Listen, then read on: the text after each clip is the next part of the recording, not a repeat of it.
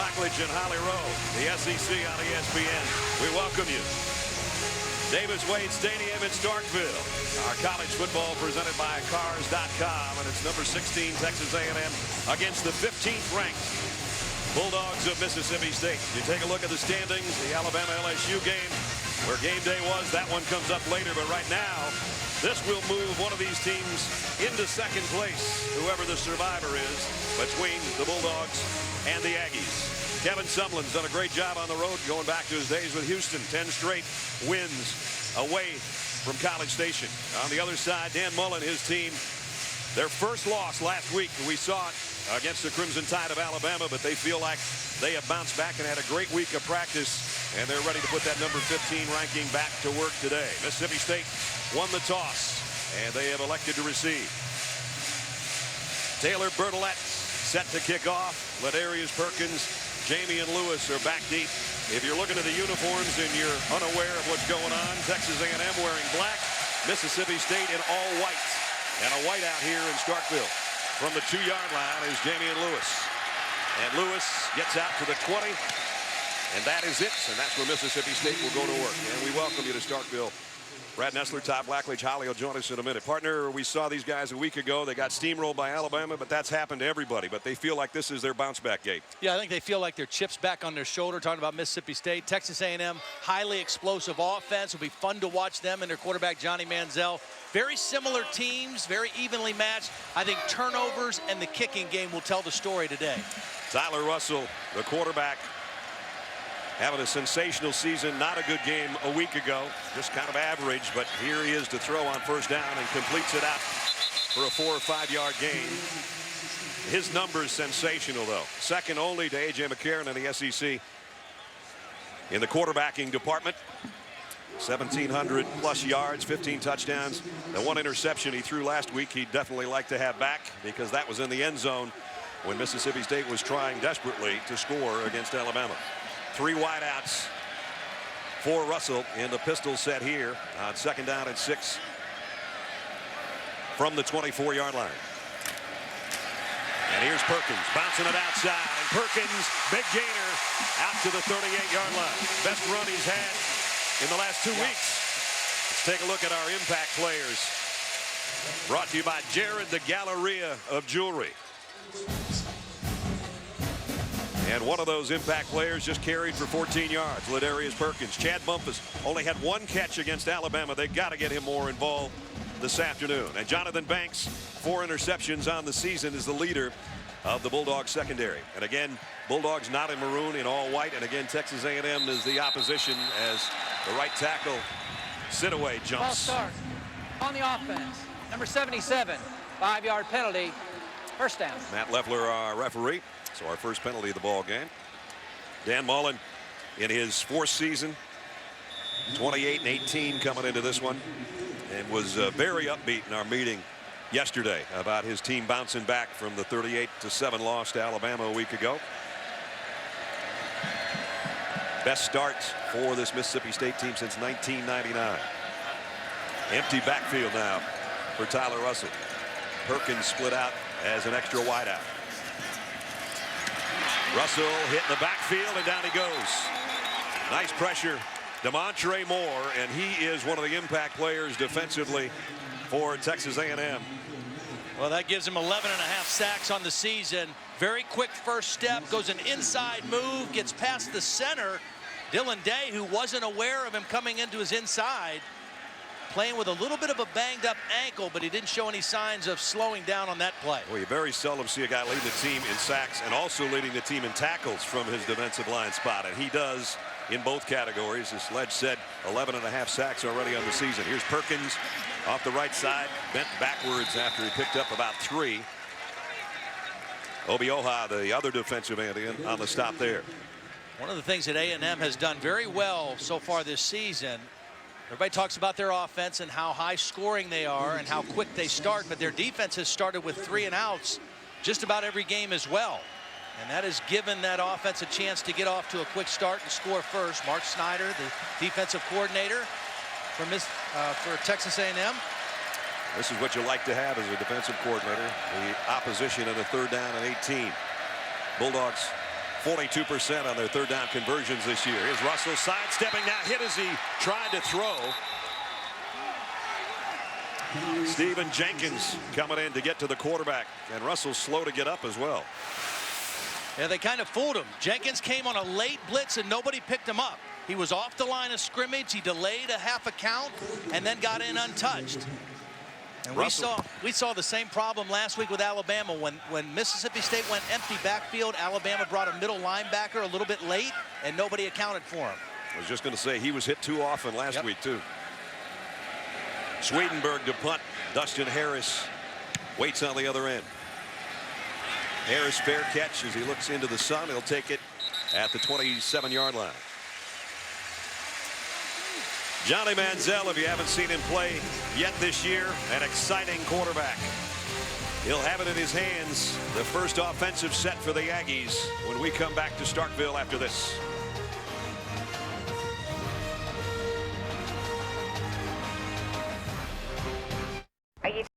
First quarter, Aggies set to take over offensively after we check in with Holly Rowe. Holly.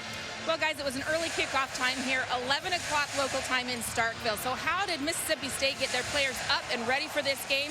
Well, we were staying at their same hotel, 7:30 this morning. This is what was going on in the back parking lot. Just getting the guys moving, get their bodies moving, making sure they had some mental reps. I checked with Texas A&M. They had almost the same pattern, 6:30 a.m. wake up, 7:30 walkthrough. Both teams trying to make sure they're awake for this early start. The best part of that, Holly was out there in the parking lot with them. Yeah. She's her own producer, director, filmmaker extraordinaire.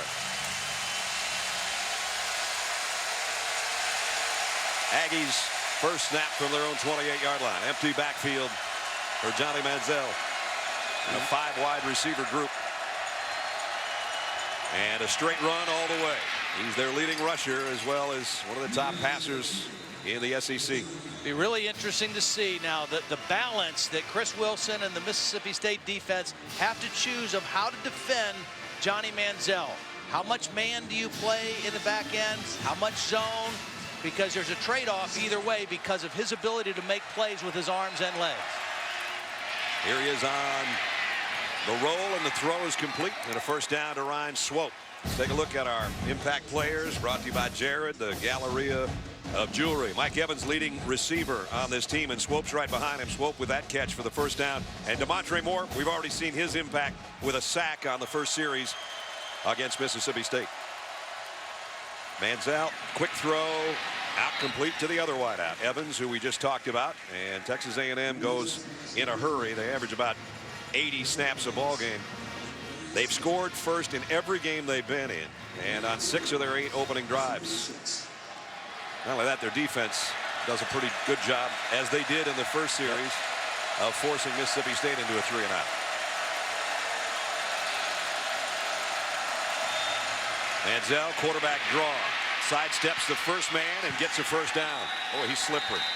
He's slippery, he's fast, and he's fearless, you know, which is a really great combination because he's not overly big. I mean, he's listed at 6'1", probably not 6 foot, but he's tough and he's competitive.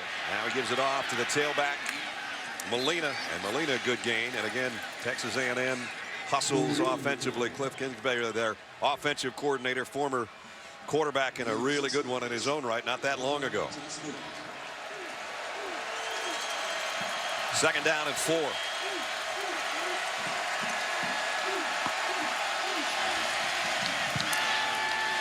Manziel wanted to throw, tucks it and keeps it, and comes up short of the first down. Picked up a couple. Good coverage out there by Slay. The strength of this Mississippi State defense, their 2 corners, Banks and Slay, both outstanding cover guys, long, rangy guys, and that time Manziel had nowhere to go with the football. Third down and 2. 54%, one of the best third down conversion rates in the country. Manziel throws it over the lineman. That might have been tipped, but the pass is complete anyway, and Evans down the sideline has it all the way down near the 12-yard line. Quick recognition. It was a corner blitz from the short side of the field. Manziel anticipated it, read it, and threw right to the voided area. Picked up 24 yards down in the red zone in a hurry. was curious on Thursday at practice at Mississippi State. How would they prepare for the tempo? They did something kind of interesting. Part of the defensive practice time was set on running the plays and actually teaching the technique of how to defend the plays and what they looked like from a scout team. Then the other segment would be just speed. Just snap the ball quick, take one step, get into the right gap. Run all the way for Manziel, and he's got it down close. 1st and goal at the 1-yard line. Jonathan Banks saved a touchdown, but a 9-yard gallop by Manziel. Well, they went speed option, and this is a good read. Nobody accounted for the quarterback. They had the pitch man accounted for, but not Manziel. 1st and goal, opening drive for the Aggies, and they moved it right down the field. And now Molina is in. Touchdown. 1 yard. And just like that, the Aggies on the road have scored again on their opening drive. That quiets the cowbells in a hurry. Well, everybody talks about Johnny Manziel and the outstanding season he's having, but not to be lost with this offense. They have an outstanding offensive line that looked great in that first possession as well. Bertolette in for the point after. Up and good. Didn't take the Aggies long. 10 plays, 73 yards in a hurry. In 2 minutes and 41 seconds, they put it in the end zone. They've got a touchdown lead here in Starkville. Their Pro Bowl of 12 years ago, the Independence Bowl between Texas A&M and Mississippi State. A high-scoring, entertaining game. That's why Mississippi State's wearing the all-white uniforms today. And pretty much everybody in the stands, with the exception of the folks that made it from College Station, wearing white as well. So the Aggies already with a touchdown lead, and Bertolette has it teed up, set to kick away. Ladarius Perkins and Jamion Lewis back deep. Nothing like cowbells at 20 after 11 in the morning. Makes you happy that you weren't out late last night. We won't return this one. And before Mississippi State takes a snap, let's check in for the first time today with Reese Davis. Reese. Brad, how would you know anything about people not being up late at night? Taco Bell studio update. This is the opening kickoff. Temple against Louisville. Louisville, one of the 6 undefeated teams in college football. Matt Brown went 93 to score. The Ville trying to tie it up right now. It's on ABC. And I was just kidding, Brad. I know you were preparing. Yeah, I was. You're right, Reese. We both were. All 3 of us. Holly was probably the earliest in last night because she had to get up and tape the walkthrough this morning in the parking lot. First down from the 25, second offensive series for the Bulldogs. Russell fires far side, and trying to break a tackle at the 30-yard line was Chris Smith. Well, last week in Tuscaloosa, Alabama scored on their first possession, and Mississippi State had a little trouble responding. It'll be interesting to see how they respond today at home. Dan Mullen said, you know what, we fixed some things after last week. Our team kind of got their chip on their shoulder back. He's curious to see how they respond. Great chance for Tyler Russell right now to lead the football team. Second down, 5. Russell in the pistol set. Gives it off straight up the middle, and spinning for a first down is Ladarius Perkins. And Perkins showing why he came in as one of the top rushers in the conference last week. Had a really rough outing against Alabama's stingy run defense. But Perkins, number 2 rusher in the SEC, 762 yards coming in. Yeah, he was number 1 last week, and Johnny Manziel, the quarterback at A&M, is now number 1 after going against Alabama. Of course, Manziel will face the Alabama defense next week. First down from the 37. Russell, play fake, hit as he threw, and it was almost intercepted. Jonathan Stewart put the hit on him, and Sean Porter almost had an interception. A lot of linebacker blitz right now, and Tyler Russell, he likes to hold the football as long as he can. He's going to have to maybe get rid of it a hair quicker because A&M is clued into that. They're bringing linebacker pressure, and that's about 3 times now they've hit him right as he's getting ready to throw the football. And bad things usually happen when that occurs. Second down at 10. Now to go back to Perkins, and Perkins is stuffed for no gain. In fact, he lost a yard. Kirby Ennis and Jonathan Stewart in on the stop, and it's going to bring up 3rd down and long. So they get the initial first down and things are going well, and then the hit on the quarterback and a loss sets them up to 3rd down and 11. You mentioned Bumpus last week, only 1 catch for 7 yards. He's kind of the guy they like to get matchups on. He's in the slot right here. Leading receiver for the Bulldogs on 3rd down and 11. A&M almost jumped in the neutral zone. Russell has time now, running out of it and running out of the pocket, and has to throw it away. So they didn't respond very well to the touchdown drive by Texas A&M. Got a first down and then stalled, and now they have to kick it away again.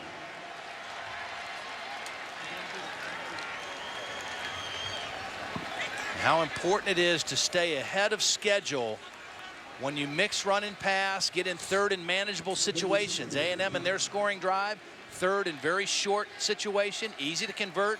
Both possessions for Mississippi State, their 3rd down play was over 10. Swedenberg to kick.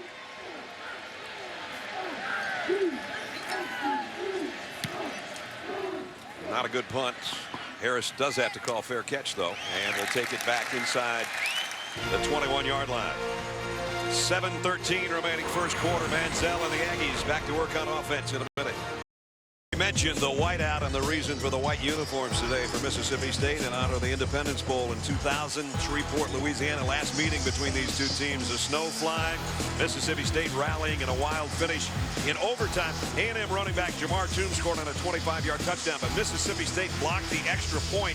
They return it for 2, and then Wade Madkin 6-yard touchdown scramble on the next possession won it 43-41 for Jackie Sherrill, who coached both these teams. He coached at Texas A&M from 82 to 88 and Mississippi State from 91 to 03. And we spent about a half an hour with the coach yesterday. He's looking fine and talking football with us. 7-0 A&M here. Their second offensive possession as Manziel whips it out. And on the run down the sideline, Thomas Johnson. Big gainer all the way into Mississippi State territory. Big gainer, but poor fundamental tackling by Mississippi State. Nico Whitley, number 5, is going to come unblocked and have a perfect shot for a loss of yardage play, but he doesn't break down and make a fundamental tackle, and the result is a big play for the Aggies. 33-yard pickup, and quickly they go back to the ground game to Christian Michael. I think that last one was a 33-yard run because that was a lateral, in my opinion, on the throw, and I'm pretty sure it was, and that's what it's going to go down officially as. Pat McGrath, our ace statistician, passes that along. Texas A&M having no trouble offensively so far. Here's a draw play to Michael. And he's going to come up a couple yards shy of the first down. Third down and 2. But 3rd and very short. And when you have a mobile quarterback, I mean, this is money. Having situations like this on 3rd down gives you so many options of what kind of a play you can call. And even if the play breaks down, you have a quarterback that can make it happen. And he's the only guy in the backfield unless they hand it off on a fly sweep, and they don't. High snap again. Manziel rolls, and now he just tucks it and backpedals his way for what looks like a first down. They hit him basically after about a yard pickup, but he backed his way, kept his legs moving, and I think it's going to move the sticks here. Yep. The thing about this tempo, and we see a lot of teams in college football running it, Mississippi State catching a break as they take a look at the measurement, but the thing about the tempo, it creates fatigue on the defense, both physically and mentally. They really get after it in running plays, and then it also, you hope to maybe catch them misaligned a little bit and leave a gap unoccupied, and that's where they get big plays in their running game and in their passing game. You saw that graphic. South Carolina second in number of plays, and they played one more game. That tells you how many snaps offensively A&M comes up with. Throw on first down's complete, and down to the 30 is Kendrick McNeil. The scary thing is they're not averaging as many points as Kevin Sumlin did at Houston right. with Case Keenum, because this is still a redshirt freshman quarterback, and they're still looking to the sideline and doing some check with me stuff instead of letting the quarterback do everything at the line of scrimmage. They'll be even faster a year from now. 2nd down and 4, empty backfield again. And there's one of those check with me's that Todd was talking about as Manziel looks over to the Aggie sideline.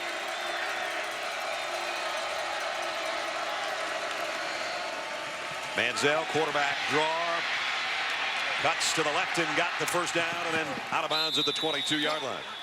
It makes it look so easy because he's so quick, and you said quick and fast. The only thing that has slowed this offense down really has been turnovers. And really in the last 4 games is when they've been careless with the football.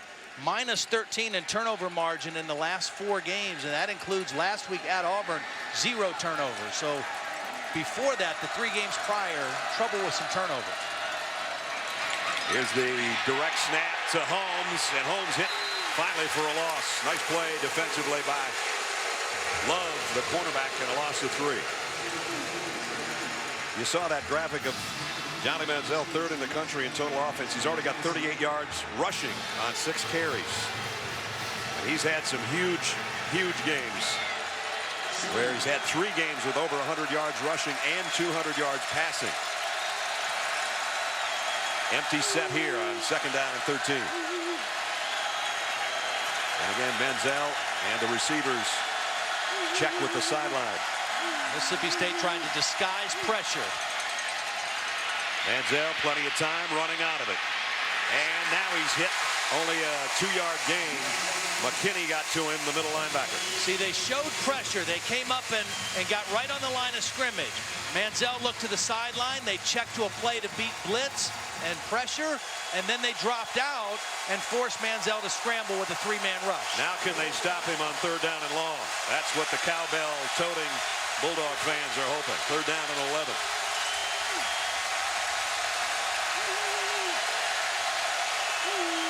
Slay in single coverage down the bottom of the screen. They keep it on the ground on 3rd and 11. And they get the 11. They get the touchdown. Walking in is Christian Michael. 22-yard run for the score. Great call by Cliff Kingsbury. Mississippi State thinking pass all the way. Watch the left side of the offensive line just open things up. We talked about this offensive line. It's just his own play. And the left tackle, Luke Jokel, number 76, projected as a 1st-round draft pick, really did a great job on the outside. On a 3rd down and 11, they get twice that much. 22-yard touchdown. And the extra point is up and good. With 3 minutes and 11 seconds remaining, Kevin Sumlin's Aggies rolling on the road right now. 2 touchdowns up already on Mississippi State here in the 1st quarter.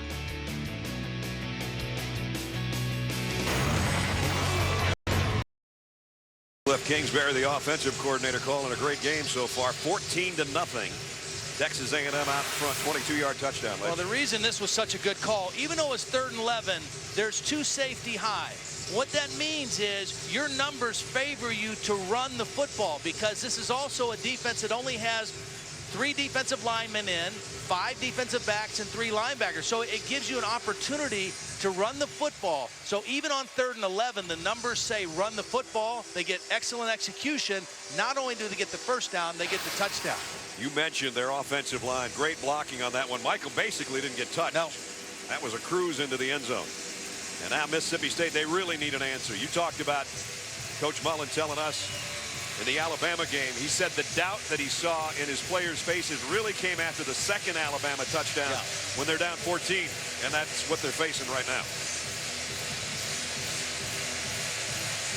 By the way, the Aggies drive 79 yards in 9 plays. Only took them 4 minutes, so they've had 2 touchdown drives that have totaled 6 minutes and 43 seconds in time of possession. And again, they'll bring it out to the 25 on the touchback. And before we get Mississippi State back on offense, we get Reese Davis again. Reese? All right, Brad, time for a Dr. Pepper conference update, and it is in the Big East, Temple and Louisville. We showed you Temple running the opening kickoff back, but Teddy Bridgewater among the nation's leaders in passing efficiency, and you see why. Nobody throws a prettier ball than he does. Eli Rogers catches it, tied at 7. Many seeing it on ABC. All right, Louisville at home, undefeated. My wife's in Louisville today. I'm sure she's at that game. 14-0 A&M. 3:11 remaining 1st quarter in the pistol set. Trying to establish the ground game, and they've done a good job of that. That's Nick Griffin, who goes for 8 yards. Holly? Well, Todd, earlier on their last drive, you were talking about Tyler Russell of Mississippi State, the quarterback, holding the ball a little too long in the pocket. That's actually something they've had to work on with him throughout the course of the year. This week in practice, they brought out the stopwatch again. Les Koenig, the quarterback coach and offensive coordinator, had the stopwatch. He's trying to get it under 3 seconds and get rid of the ball depending on the route, but we'll see if he improves on this drive. 2nd down and 2. Trying to pick up the first down on the ground, and they do with Nick Griffin. Well, right now they just need to avoid the negative plays, and that's on Tyler Russell as much as anything, getting rid of the football, and they've got to possess the football a little bit right now. You know, a couple weeks ago they played Tennessee, which had a very explosive offense in a different way, and the best way that they played against Tennessee was they didn't give their offense the football. They stayed on the field, they had some time-consuming drives, and that kept that Tennessee offense on the sidelines. They got to keep Johnny Manziel on the sideline a little bit right now. Darius Perkins back in at tailback. He'll get the carry.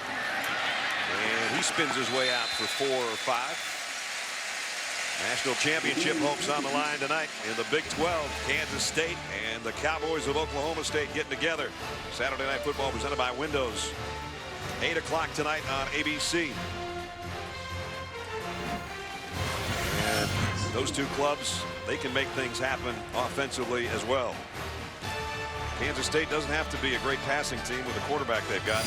Much like what we see here today, a dual threat guy, Johnny Manziel for A&M. Colin Klein, of course, right now is considered probably the Heisman Trophy leader. Yep. We don't start talking Heisman Trophy, you and I, until November, so now we can if we want to. Yeah. Well, I think it is Colin Klein. Another big opportunity. The games in November become huge. We saw a guy, A.J. McCarron, last week. If he plays well again tonight in Baton Rouge, he's right there in the thick of things, as well as, I think, a couple of defensive guys that are playing outstanding this year.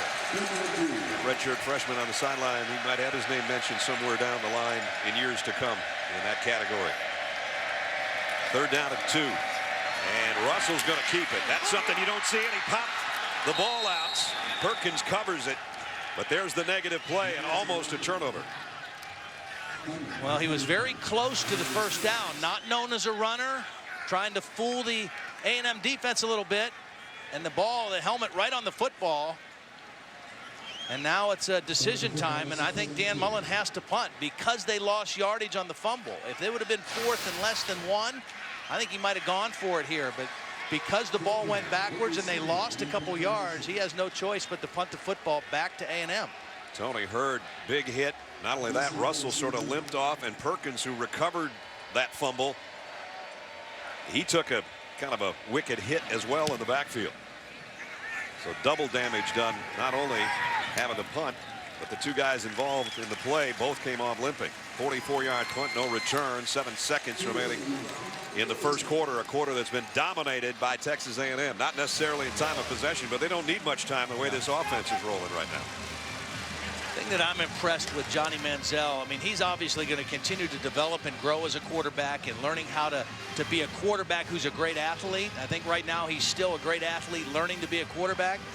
But I love his competitiveness, and I love his fearlessness. And I think when you watch him, even though he's young, the rest of this team, the older guys, respond to him as a leader. I mean, they really rally around him. Here he is off play action. Throw complete to his tight end, Lamoth.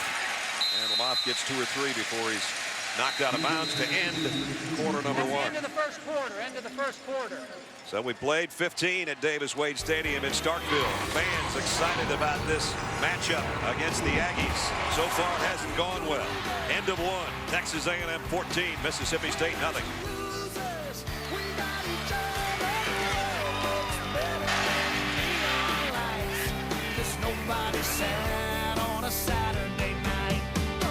College football in high definition is presented by Vizio. Davis-Wade Stadium in Starkville. As you look in, our aerial coverage provided by the MetLife Blimp. See how MetLife can provide the coverage you need. MetLife, I can do this. So far, A&M has done everything they've wanted to do with a 14-0 lead as we start the second quarter. Brad Nessler, Todd Blackridge, Holly Rowe, and our ESPN crew on a sunny morning, still morning here in Starkville, Mississippi.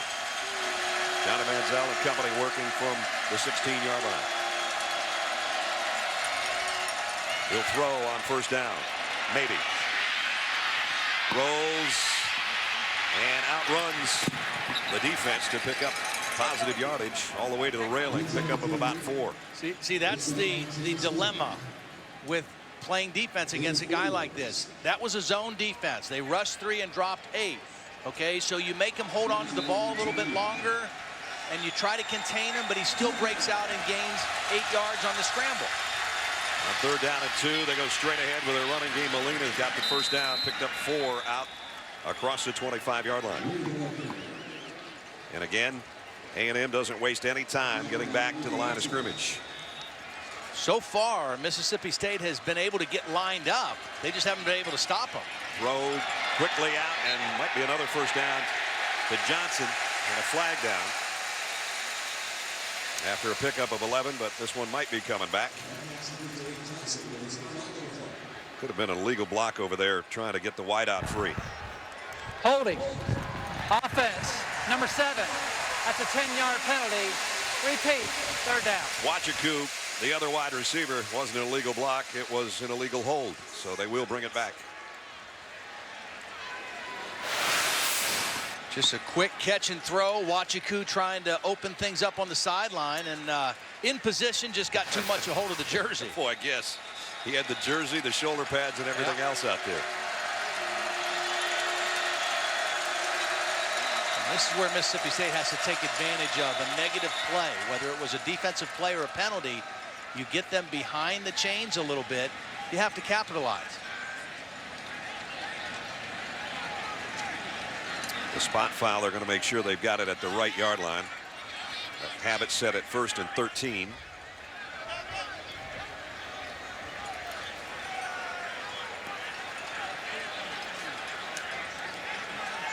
Johnny Manziel, meanwhile, has not missed a pass yet. 6 for 6. 5 different receivers. Yep. Well, Matt Leffler, our referee, is going to talk to every official before he gives us the word. The penalty occurred on a first down play. We're repeating first down. All right, well, we had that figured out about 5 minutes ago. So first down back at the 23. 2 safeties again. Look, that would say run. And it will be Molina. Got a nice block, cuts up, runs into traffic, and then takes the traffic with him for a first down run. Even though the look dictates run, I mean, this is not good tackling. See, this is not enough guys in the box to stop the run at the initial point. But then there's too many missed tackles. There's 2, 3, 4 missed tackles, and they get a first down out of a run that should have gained maybe 5 yards. And Molina's not the biggest guy in the world, about 195 pounds. And he showed some power running on that one at the end of the play to get the first down at the 36-yard line. This time they fake it to him. Manziel just throws sidearm and completes it out to Mike Evans. I think that's when Chris Wilson said, this guy's playing backyard ball. Yeah. That was kind of a backyard ball play. I mean, I don't know if that was supposed to be a quarterback run, if he was supposed to throw to Evans, but he's a guy you got to always be alert because the ball might come out to you. He looked like the second baseman throwing it to the shortstop on a double play, just kind of sidearmed that baby out there on first down. Now on second, this time they wrap up Molina. 2-yard gain. Lewis Watson from the secondary makes the stop, but it's third down and only about a yard. And Mississippi State's defense barely has time to catch its breath, although A&M will change up personnel here a little bit. This is a heavy lineup. They bring an extra offensive lineman in, so all 5 guys up front here are offensive linemen. Perfect on their third down conversion so far in this first half. And they're still perfect. That's the 4th time that Texas A&M has had third down and 2 or less in that situation. Do have a flag down. Personal foul, face mask on the defense. Ooh. Number 90, 15-yard penalty, first down. Danico Autry, the defensive end. Things not going very well for Mississippi State right now. And I wouldn't be surprised if they get the right look that Cliff Kingsbury wouldn't go for a shot to the end zone right here on first down. After the conversion, after the penalty, great field position. You got this defense reeling a little bit. 3 wideouts to the top and 2 to the near side for Manziel in an empty backfield. Set to throw. There's the shot that Todd was talking about, and it's broken up at the 5-yard line. Darius Slay got a hand on it on a pass intended for Kendrick McNeil.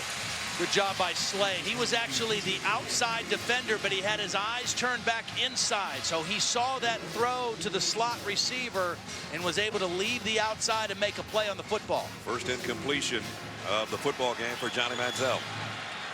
Brings up 2nd down at 10.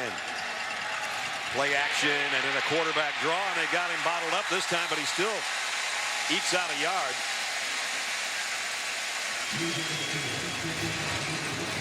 Autry was able to get enough of that ankle to slow him down to prevent it from being a big play.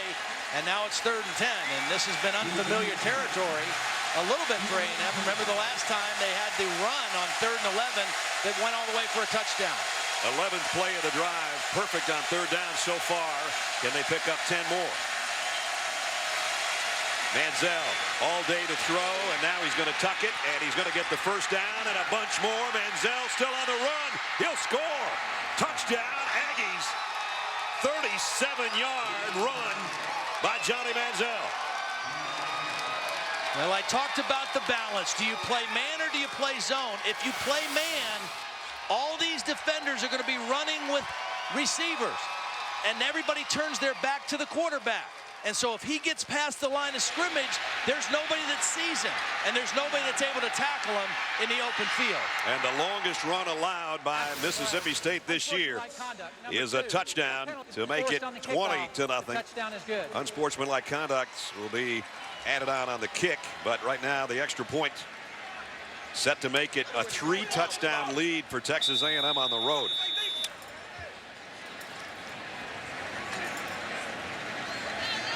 Coming off a 63-21 win on the road at Auburn last week, and now doing the same thing here in Starkville. 87 yards in 11 plays, capped by that guy with a 37-yard touchdown run. Manziel continuing to impress, his 14th touchdown on the ground this year. See why Texas A&M is number 5 in the country, number 1 in the SEC in total offense. There's what they've got so far, and we've played just a little over a quarter, including this 37-yard touchdown. Well, again, if you play man-to-man, here's what happens. You lock down on receivers, okay? But as soon as that happens and the quarterback can get outside of the contain, then you got a problem. Because now, yeah, you've got all these receivers covered, but nobody can stop the quarterback when he takes off to run because their backs are to the quarterback, they don't contain him, and he's too fast to catch in the open field. So you pick your poison whether you go man or zone. And there was the unsportsmanlike conduct penalty. Johnny Manziel, I guess, with his Cam Newton imitation of ripping off his Superman suit. Yeah. Pretty stupid, but anyway. That's why they're kickoff from the 20-yard line. That's why freshmen are freshmen, too, you know. So this one will be returned from the 8-yard line by Lewis. Spins his way across the 25, finds himself a little avenue. Lewis across the 40. Little stutter step and gets out to the 47-yard line. So good starting field position, at least for Mississippi State, after we check in with Reese. All right, Brad, let's see if State can get back in this thing. SportsCenter right now presented by Discover Card. Temple and Louisville now tied at 14. Teddy Bridgewater to Ryan Hubble, 72 yards. Bridgewater has already thrown a couple of touchdown passes, many seeing that game on ABC. Reese, thanks here. Mississippi State, good starting field position. Although they lose 2 or 3 yards on the first carry by Perkins, Sean Porter's the guy that made the play. A&M really anticipated run on that play and brought outside linebacker pressure. Porter came from the outside. Mississippi State hasn't trailed much, and they're in a big hole here after the same thing happened in Tuscaloosa last week. 2nd down, 13, trailing by 3 touchdowns in the first half. Russell, play action, throws near side, complete. Not a first down, though. Arcito Clark trying to spin away from Dustin Harris and can't. It's a good play by Harris, though, because he's in single coverage, even though the catch was made, he made a good tackle to force Mississippi State to convert a third down. You know, I mean, that still is not easy. It's no given, even though it's third and manageable. Make the tackle and make them play third down. I know we still have 10.5 minutes to play in the first quarter, but is this 2-down territory, down 3 touchdowns? It might be at this point. 3rd down and 2. Empty backfield for Tyler Russell. Throws, and it's complete. And he put some juice on that one. Flag down, 1st down at the 39, but a flag flew in right where the catch was made. That's where Bumpus does his best work. He's 5'11", 200 pounds. He's not particularly fast, but he's very quick and he's strong. So he can get off jam coverage. He can fight for the football. I think he got interfered with and still came up with the catch on 3rd down. Pass interference on the defense, number 4. That's a spot foul with an automatic 1st down. So Mississippi State in A&M territory, and they got to take advantage of this drive right now, trailing by 3 touchdowns. The receiver that has been their biggest threat outside is Chris Smith. He had 3 catches a week ago for 73 yards against Alabama. Bumpus is their big guy inside. Smith is their biggest threat outside.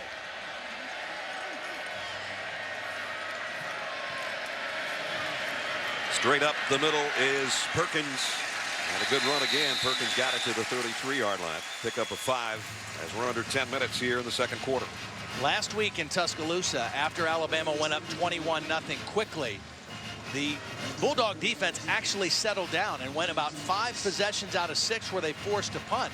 Now, I don't know if they'll have the same success with this A&M offense, but the Mississippi State offense has to respond right here. They have to help their defense out. If nothing else, give them some more rest. 2nd down at 5 at the 33. They keep it on the ground. Perkins broke 1 tackle, but not the second one. Stephen Jenkins, the outside linebacker, makes the hit, and it brings up a crucial 3rd down. And I mean, with just over 9 minutes left, Mississippi State's got to keep this drive going. Yeah, well, I think they're definitely in 2-down territory now at this point. You know, they're well inside the 50-yard line. And so even Dan Mullen, as a play caller, could be thinking 2 plays to get this picked up.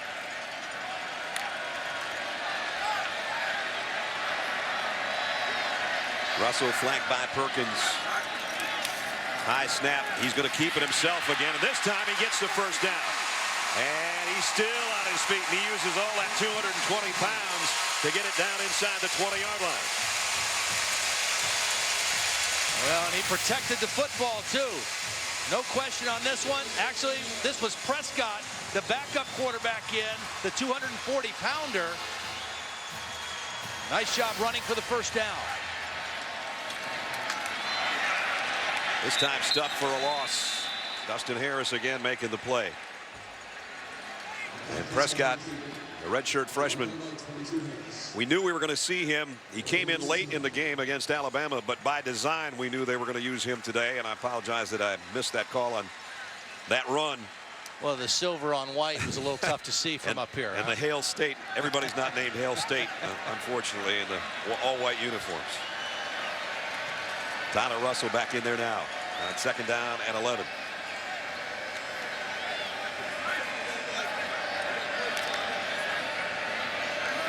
In a pistol set. Here's some option. Perkins on the pitch, and he is corralled out of bounds by Tony Hurd after a pickup of just a couple. See, I kind of get that. If a defense gives you a look, that's an automatic check to a lead option like that. But with Russell not being a dangerous run threat, I think it's almost kind of a wasted play, because now here you are at 3rd and 9 again, and now he's got to make a tough time throw in the short part of the field. Bulldogs 2 out of 5 on their 3rd down conversions. Desperately need this 3rd down and 9 from the 17-yard line. Russell throws out complete, but it's not going to be a 1st down. Catch made over by Smith, but a couple yards shy. So now they got to go, I would think.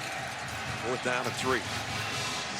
Now, again, this is the decision for Dan Mullen. Do I want points, or do I want to try to keep this drive alive and get the touchdown, realizing field goals aren't going to beat Texas A&M? The way they're moving the football, Dan Mullen saying we've got to score a touchdown here. With just under 7 minutes left of the half, biggest play of the game so far for the home team. 10th play of the drive, and a 4th down and 3. Empty backfield. A&M's going to bring an extra man, and Russell hit as he throws, and it's high and incomplete, and A&M takes over. Obioha, the other defensive end, number 95, is the guy that got to the quarterback, and because the pressure came, Tyler Russell was not able to step fully into this throw, and it sailed on him. Texas A&M takes over with a 3-touchdown lead when we come back. Mississippi State fails on a 4th down conversion. They still have a goose egg on the scoreboard, and Texas A&M with a 3-touchdown lead takes over at its own 11-yard line. And so far, the touchdown drives for the Aggies have been 73, 79, and 87 yards engineered by that young man. Trey Williams in the backfield. Play fake, a pump fake, and a throw over the middle is complete, wide open. Ryan Swope, and Swope's all the way to the 40-yard line. Another big gainer, 29 yards on the pickup.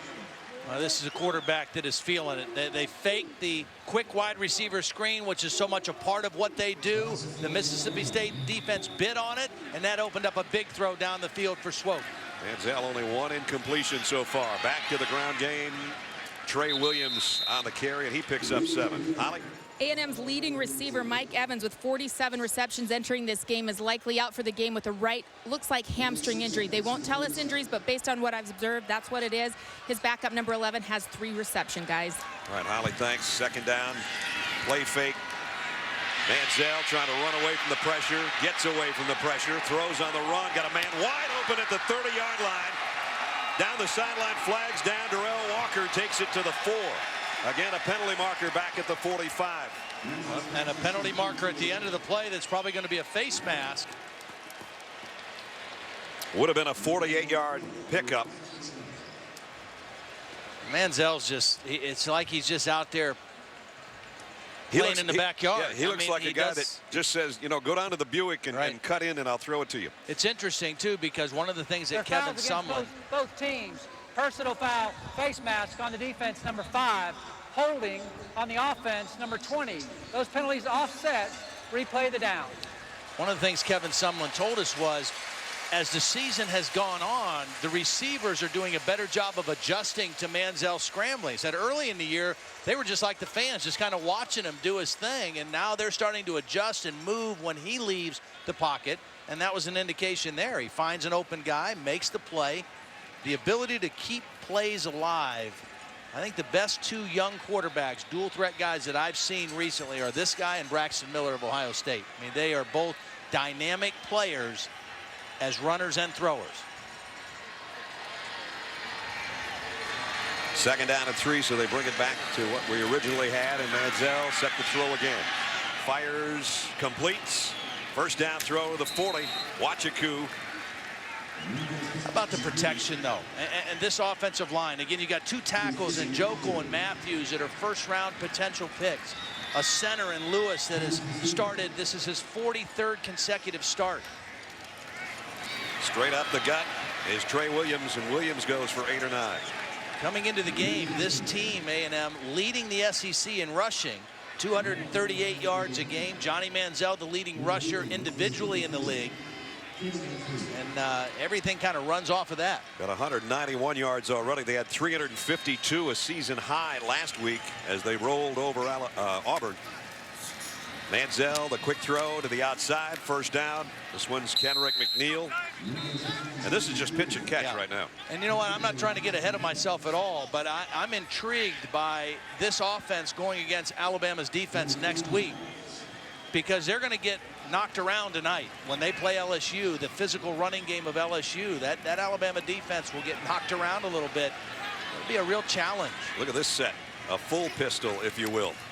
Play fake, and they come right back the other way on a slip screen, and down to the 18-yard line. Wachiku again. Boy, they brought everything to the right and they throw back to the left, and they almost got a first down out of it. Well, and I think Chris Wilson's a little gun shy about blitzing and bringing pressure, because the last time he did on 3rd and 11, Manziel ran it 37 yards for a touchdown. First down to the 14. Trey Williams, doesn't matter who's in there right now, the running back spot, because Mississippi State, their defense on their heels. They're worried about what number 2 is going to do, and the ground game, tailbacks chewing up yardage as well. First down at the 14-yard line. 4 minutes remaining in the half. 3-touchdown lead, looking for more. The Aggies on the quick toss down to the 10 to swope into the shadows down there on the Mississippi State sideline. And right now this crowd is shocked. This offensive coordinator's rolling just like his quarterback is. It's impressive. I mean, they're impressive to watch. Both Williams and Christian Michael in there now with Manziel in the backfield. On 2nd down and 5 from the 9-yard line. Manziel throws quickly. Nice throw down to the 1-yard line. In for the touchdown, as a matter of fact, is Askew. I didn't think he got there. They're going to talk about it here a little bit. That was a designed underthrow, the back shoulder fade.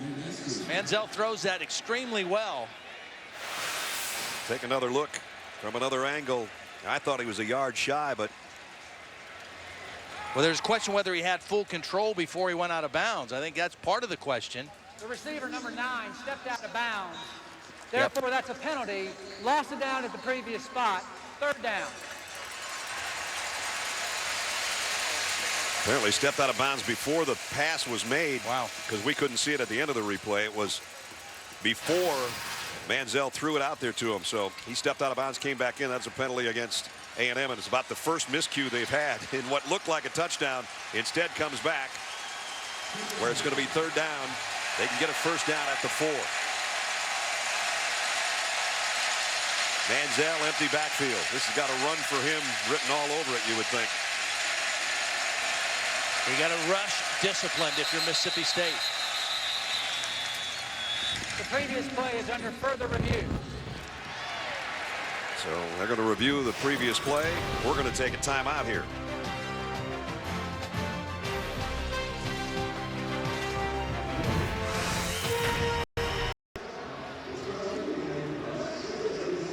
After further review, the player was out of bounds when he caught the ball. Therefore, it is an incomplete pass, and it is not a foul. It's still 3rd down. It's kind of what we thought a couple minutes ago.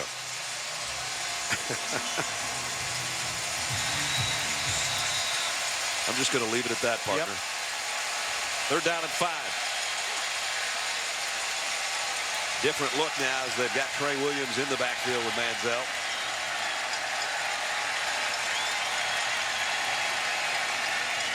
He'll get the carry, but he won't get the first down. Stopped at the 6 after a pickup of 3. The way they're rolling right now in offense, I wouldn't be shocked if Kevin Sumlin doesn't kick a field goal, goes for a touchdown here. Well, I don't think that. I mean, I guess they could. It looks like they might. 4th down. Manziel, empty backfield. Maybe they're just trying to get the jump offside. Yeah, I think you want to kick. You want to get more points. You got a redshirt freshman kicker. Let him go in here and make this kick, or have an opportunity to make the kick. Get him more game experience.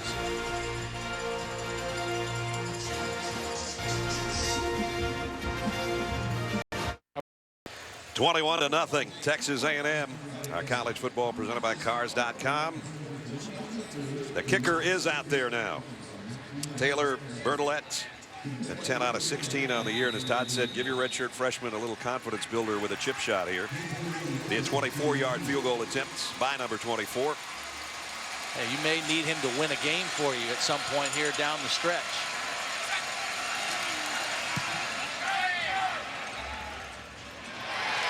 A little shaky, but good.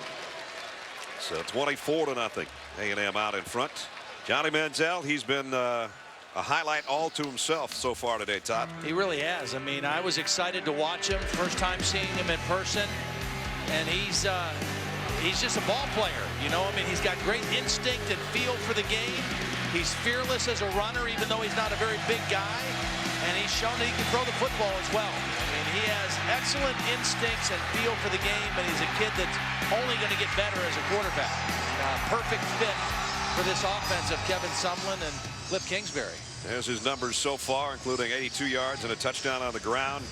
He's one of 4 quarterbacks from BCS automatic qualifying schools that leads his team in passing and rushing. And for our Aflac trivia question, think about this one now. I like this question a lot. Figure out the other 3.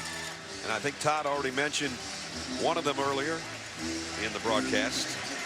I don't think we mentioned the other 2. I know we didn't mention one of them. We actually might have said 2 of them before, just in a normal conversation flow. 24-0, Aggies. That last drive, we talked about their touchdown drives all over 70 yards. That was an 83-yard drive in 11 plays, but it only netted them a field goal. And now Mississippi State will take over at the 25-yard line after we check in with Reese Davis.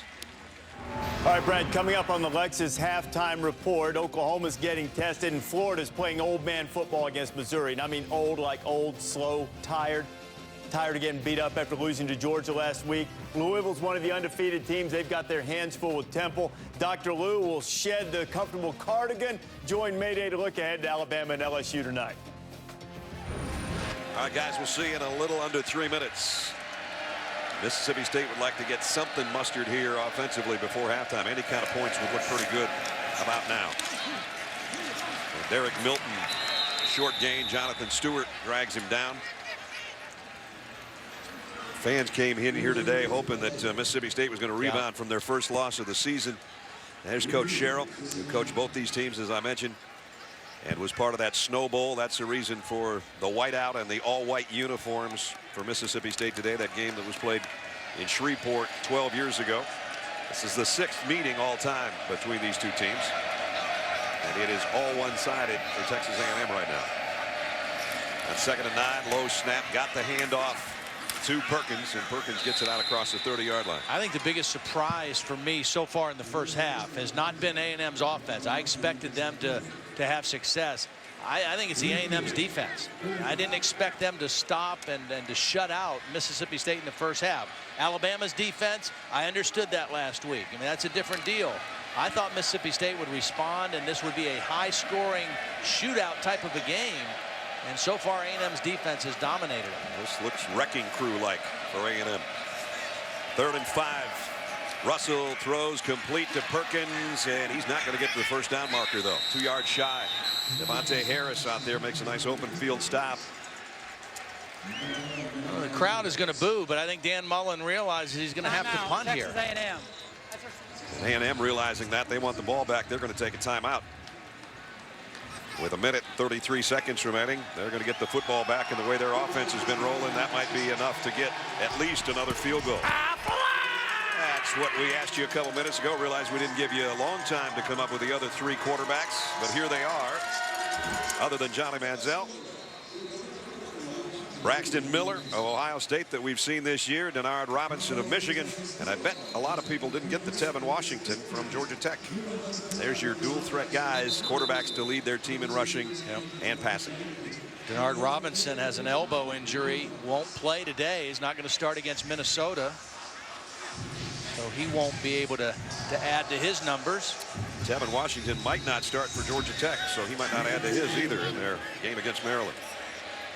Swedenberg will have to punt it away. Dustin Harris waits back inside the 25-yard line on the other end. And again, Harris has to call for the fair catch, and he'll take it back around the 16-yard line. I thought it was interesting. We asked Kevin Sumlin yesterday, you know, a new coaching staff coming in, did you know about this quarterback when you got here? He said, well, yeah, we tried to recruit him at Houston. In fact, all 3 of the top 3 quarterbacks on their roster, they tried to recruit at Houston, and he thought that familiarity with those players and their talents really helped the transition of the new coaching staff, new offense, everything. And I'll tell you what, it's been smooth at this point. Kevin Sumlin, 5th year as a head coach, 4 of those at Houston, where he had impressive seasons. So he's 41-19 as a head coach, and well on his way to winning his 11th straight road game, dating back to the Houston Cougar days. A&M hasn't lost on the road yet this year, and they're up 24-0 here, just slinging it around. Mike Evans on the completion and close to a first down if he doesn't have it, out to the 26-yard line. You know, last year, this A&M offense with Ryan Tannehill and Cyrus Gray broke all kinds of school records for total offense, passing, scoring. This 2012 version with a redshirt freshman quarterback is on pace to shatter those marks. And the first down toss, tiptoeing out of bounds, is Ryan Swope, one of the offensive captains, the senior out of Austin, Texas. Cliff Kingsbury looks like a guy that's going surfing later, doesn't he? Yeah, I mean, he just looks like he is just strolling through the park, but he has called a masterful first half. 15 out of 17 right now throwing the football for Johnny Manziel. Set to throw number 18. Down the middle, this one tipped, almost picked off by Cameron Lawrence, who's one of the few guys that had a good game against Alabama last week. Well, Manziel's only thrown 6 interceptions all season, but they've all come in the last 4 games, and he got away with one that time. Kind of got locked in on his receiver. With 50 seconds remaining and only 1 timeout left and a second down and 10, will this change their approach of offense? Nope. Still going to throw. And the slant's complete. Spinning for a first down is Thomas Johnson. So the clock stopped momentarily while they moved the chains, and now they're out near the 40-yard line. I'll tell you what, Mississippi State can't relax here because it has the feel like A&M's going to try to keep the pedal to the metal and put one more touchdown up if they can. Manziel, deep middle, complete on a crossing route at a Swope. He'll take it out of bounds. He knows right where he has to get the first down, and then steps out on the far side to stop the clock. 12-yard gain and back into Bulldog territory. I just don't like the body language of this Mississippi State defense right now. They're looking to try to just get to the locker room, and A&M wants to sprint to the locker room with another touchdown. They don't want to go to the locker room 31-0, but they might. Into the secondary goes Molina, and Cameron Lawrence, the only guy that saved it from being a touchdown, a 21-yard run. Still have the 1 timeout. The clock stops while they reset the chains. They'll keep that timeout as long as possible. 21 seconds now from the 28. Quick throw out. Wide receiver got a block out there on the far side, and he takes it down to the 16-yard line. Another 12-yard pickup. Cameron Lawrence is the only guy playing defense right now. If I was Mississippi State, I'd call timeout right now, and I'd give this defense an earful, because right now they're just kind of laying down. An earful and a breather, anything. Why take 3 timeouts to the locker room? Manziel throws. This one is dropped by Swope. One of the few incompletions of the day, and the clock stopped with 11 seconds remaining.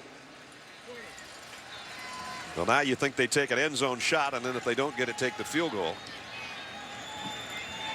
And again, they line up. There hasn't been a huddle on the guys in black and maroon so far today. Manziel from the 16-yard line. Going to be a draw play. They are going to put it in the middle of the field, and they'll use their timeout now. Right. Yep. Take their timeout with about 3 seconds to go, 2 seconds actually, to bring out a field goal unit again. We'll see that field goal attempt when we come back after this timeout. 2 seconds remaining in the first half as Texas A&M moved it all the way down the field, put it in the middle, actually on the left hash mark at the 15-yard line on that last run, and now Taylor Bertolette comes in to try the field goal to end the half. He hit one a couple of minutes ago, kind of a wobbly kick, but it did go through. This will be a 33-yard attempt. Previous one was 24 yards. Bertolette to try to make it 27-0. Texas A&M at the break. And they get the ball to start the 3rd quarter. That they do. And this one's blocked. So a little saving grace by Mississippi State. About the first thing that's gone wrong for Texas A&M today. A blocked field goal to end the first half. But nonetheless, all Aggies in the first half as we check in with Holly. Well, Coach Sumlin, what is it about your offense that's allowing it to operate so efficiently against the nation's 15th best scoring defense? Well, we're able to run the football. They're doing a great job up front, and you know, they're mixing up their coverages, but you know, as long as we can keep mixing it up, I think we got a real good chance. You know, our running backs are doing an excellent job front. Our line's really giving us a chance to push the pedal in this game. I saw you chat briefly with Mike Evans, your top receiver, who looks like he's been out for a while. What's his status, Coach? Yeah, he's been, you know, it's this time of year. You know, it's like you asked me about the Montre before the game. These guys we've been limping around for the last 3 weeks during this stretch, but, you know, they keep playing hard. As long as we continue to play hard, take care of the football in the second half, get the same kind of effort out of these guys, we'll be all right. Thanks, Coach. Thank you. Kevin, your offense isn't limping, I'll tell you that much. 286 yards of offense, 24-0 at the break, as Reese Davis and the guys have the Lexus halftime report coming up next. Walking in is Christian Michael. Hit in the backfield, and down he goes. Manziel still on the run. Touchdown, Aggies.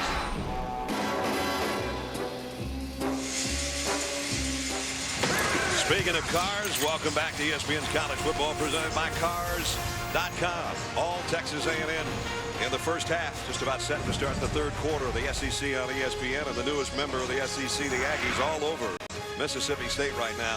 24-0, the halftime score. Welcome back to Starkville, everybody. Brad Nessler and Todd Blackledge.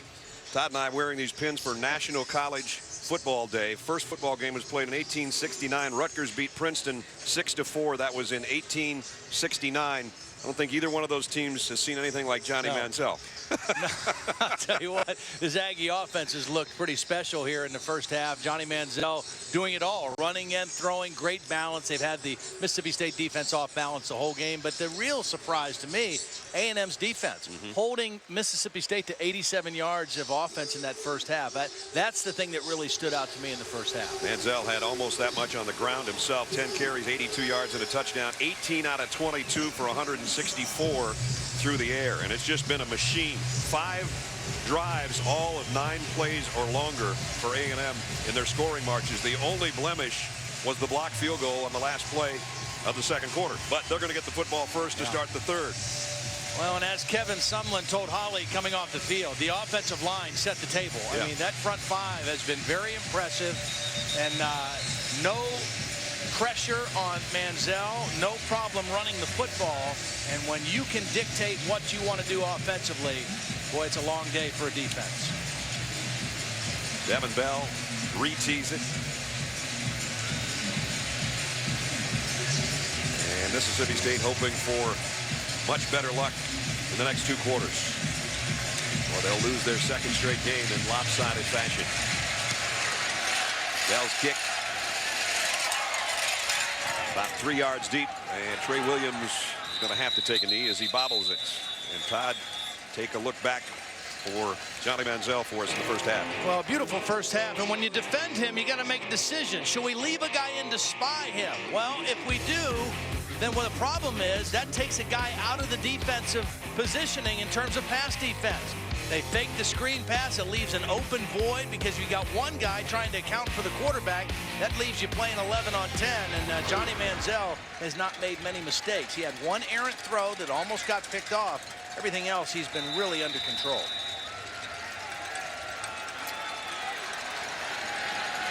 Aggies start from their own 25-yard line to open up the third quarter. Molina, who had a good first half in there with Manziel in the backfield. And he's going to get the toss out in the flat, but he's going to be dragged out of bounds for a gain of 1. Check in with Holly. Well, Mississippi State coach Dan Mullen told me at the half that is the worst half of football that his team has played since he's been the coach here. He was very discouraged, but he said there's a lot of pride in our program in this locker room. What he's looking for in the second half is effort on every play. He said too many guys were looking around, big picture stuff. I just want unbelievable effort. See if they get it here in the next 2 quarters. Here's Molina breaking tackles. Another one. First down run out across the 40. And again, Molina showing some power despite the fact he's only 5'8" and 195 pounds. Picked up 16 on that one. Now, good effort by Molina, but again, poor tackling out of the locker room to start the third quarter for Mississippi State. Too much of that in the first half. Too many missed tackles.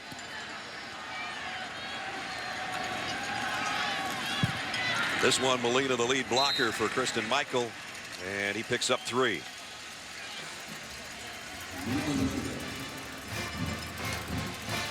A 3 and out would have been the recipe that Mississippi State's defense wanted to start this third quarter, and as Todd said, they're not getting it.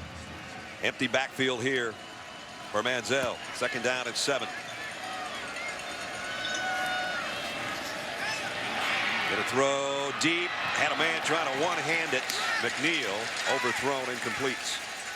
Josh Boyd got a little bit of pressure on Manziel, and there hasn't been much pressure on him at all today. A little is all as it took. I mean, it needed a little bit to make Manziel uncomfortable, and that was what caused the overthrow. I mean, that was one of the first times Mississippi State able to get in the face of the quarterback and bring up another third down situation. 3rd down and 7. Mississippi State showing man. Bump coverage at the top.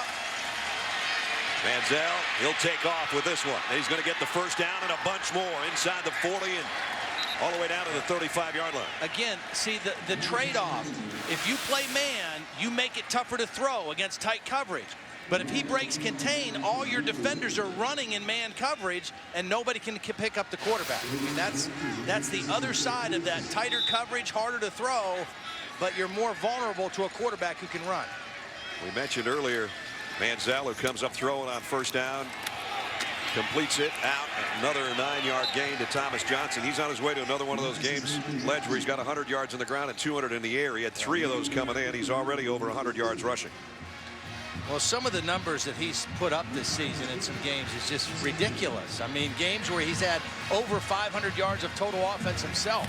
576 is the SEC record that he had earlier in the season. Here he is on the ground again and picks up the 1st down the sideline, cuts back inside, looking for the end zone, got to the 4-yard line. I'll tell you what, there were 2 guys that made extra blocks. Kristen Michael made the 1st one, and Ryan Swope made the 2nd one. You talk about guys adjusting to a quarterback scrambling. Watch the 2 blocks to enable this to become a big play inside the 10-yard line. 1 block by Michael right there, and here comes a big one by Swope. And Manziel all the way down in. And here comes the touchdown for Christian Michael as they go with a hurry-up offense as they have for the entire game. And the Aggies in the end zone again. Nope, they're going to say he's just shy. At about the 1-foot line. And now he's got it in. This time airborne for Michael from a yard out.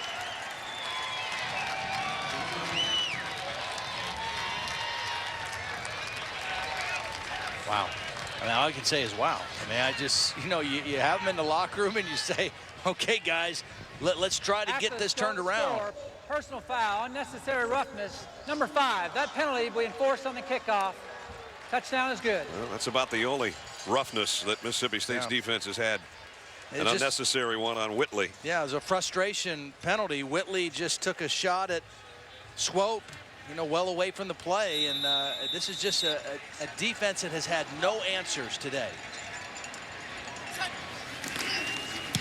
Extra point is good. And so the opening drive of the 3rd quarter, much like the first 2 quarters for Texas A&M. A long scoring march, 9 plays, 75 yards. Manziel got him down close, and then Michael airborne from a yard out. It's 31-0.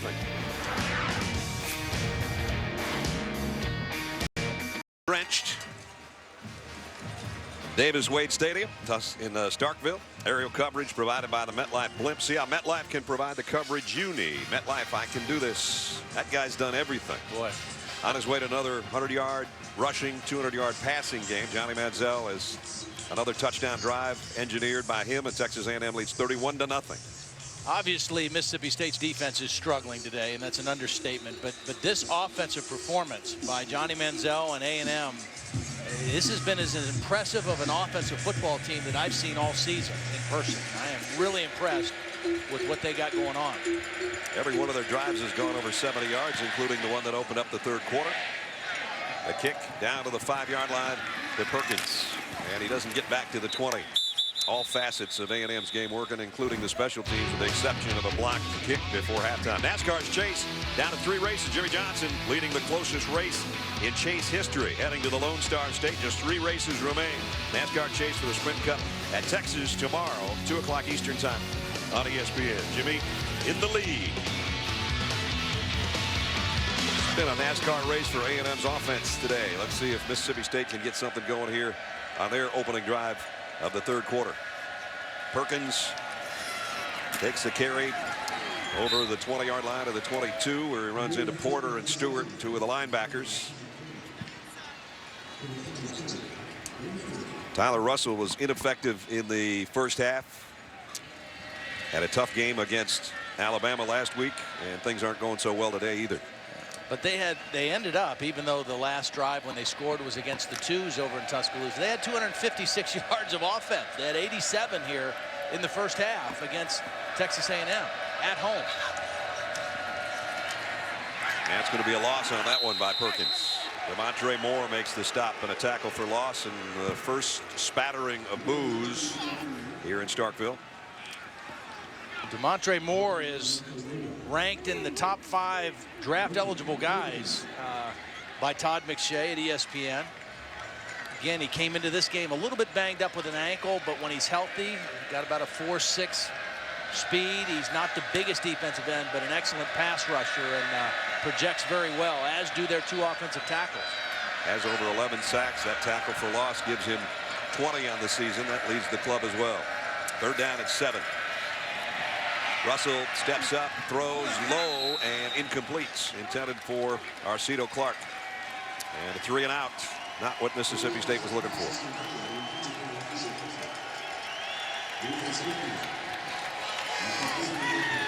Frustrated fans as well. The whiteout that had this stadium at capacity, it's not capacity anymore. A lot of folks decided at halftime that in 80-degree weather in Starkville there might be something better to do than watch their home team getting pummeled by the Aggies, and that's what's happening so far. Swedenberg to punt from the shadows, and Dustin Harris in the sunshine waits on it back at the 35-yard line. He'll backpedal and call for a fair catch at the 30. 11:04 remaining 3rd quarter. If you're an Aggie fan, you're pretty happy. 31-0. 1-zip Aggies. Todd Blackledge, don't you think these guys are like another crack at LSU in Florida about now? Well, I'll tell you what, offensively, they're as impressive as I've seen, and those are the 2 teams that beat them. LSU and Florida. Of course, Florida, they were supposed to open the season with La Tech. That game got moved to later because of the hurricane.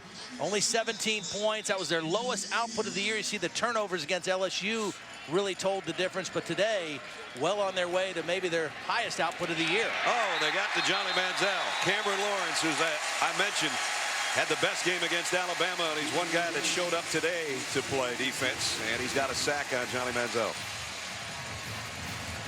Not been a whole lot to cheer about for this Mississippi State defense, but that's a nice negative play to start this possession. And again, anytime you can put an offense like this back behind schedule a little bit, behind the change, it gives you a chance. Lawrence had a sack on A.J. McCarron last week, and now one on Manziel that makes it 2nd down and 19. Quick slants, and again, nice play, as Mike Evans only got about 3 yards unless we have a flag at the end of the play. Matt Wells in on the stop. It was well covered. That was a corner blitz again. The right read by Manziel throwing to the voided area, but the safety was there for a sure tackle and no extra yardage after the catch. This is the longest 3rd down of the day. 3rd and 15. Manziel all day to throw. Steps in, steps out. Now rolling and looking to throw. This time they're going to corral him and knock him out of bounds, and it's finally a stop for Mississippi State's defense. And the loudest cheer from the Mississippi State crowd we've heard since the beginning of the game, too. They appreciate the effort on that 3 and out. I think there's a receiver down over by the A&M sideline. Part of the reason why Manziel ended up running the football. I think this happened. One of his intended receivers went down. Can't tell who it is. Can't see a number. They don't have numbers on their shoulder pads on these jerseys today. It might be Trey Williams, I think. That's kind of a guess right now. We'll check on it, though. 9:53 remaining 3rd quarter. We'll be right back. 1-0. Trey Williams trying to walk it off. I'm not sure if it's a cramp. He was the injured player. We didn't think this guy was going to have to take a shower today. Ryan Epperson, first punt. I think a lot of times they don't anyway. Todd getting his shot in at kickers and punters just about on a weekly basis. Lewis fields it at the 28. Gets out across the 40 out to the 42-yard line as we check in with Reese Davis. Reese. Brad, it's time to take an innovative look brought to you by AT&T at the Kansas State offense. Kansas State, Oklahoma State tonight on ABC. Now, watch Colin Klein, how patient he is. That was 66, the center B.J. Finney circled. Now count the numbers. They've got a blocker for every Oklahoma defender. Klein's patient, set up his blocks and scored. Pokes, who played better defense, will have to deal with that tonight. Tyler Russell, good field position for Mississippi State here. They'll work from the 42-yard line. Empty backfield for him. 5 receivers, and we've got guys jumping on both sides. Look like Sidaway maybe with a false start. False start. Offense, number 77. 5-yard penalty. First down. That's the call. And again, trying to get a head start on those defensive ends, Demontre Moore and Obioha. I'd want to get a fast start on that guy too. So first and 15. Hey, the other guy who's holding his own is inside. Spencer Neely, number 99, is playing a nice ball game as well. Doesn't get his name called as much, but doing a nice job eating up space on the inside. Griffin's in the backfield. The throws completes. And breaking tackles is Chris Smith. Chris Smith inside the 30, dragged down to the 20-yard line. Biggest play of the day for Mississippi State's offense, a 42-yard pickup. Well, that's his 12th reception on the season for 15 yards or more. He was a high school teammate of Tyler Russell at Meridian High School, and the first time we've seen the A&M defense break down when it comes to tackling. 2 missed tackles, and it turns a 5-7-yard gain into a big gain. A 42-yarder down to the 21-yard line. And a near-perfect game by Mark Snyder's defense, and he's upset that they gave up an explosive play there. Mississippi State at the 21-yard line. Play action. Russell, plenty of time to throw. Goes to the end zone and overshot Robert Johnson, the intended receiver. Devontre Harris was the guy covering.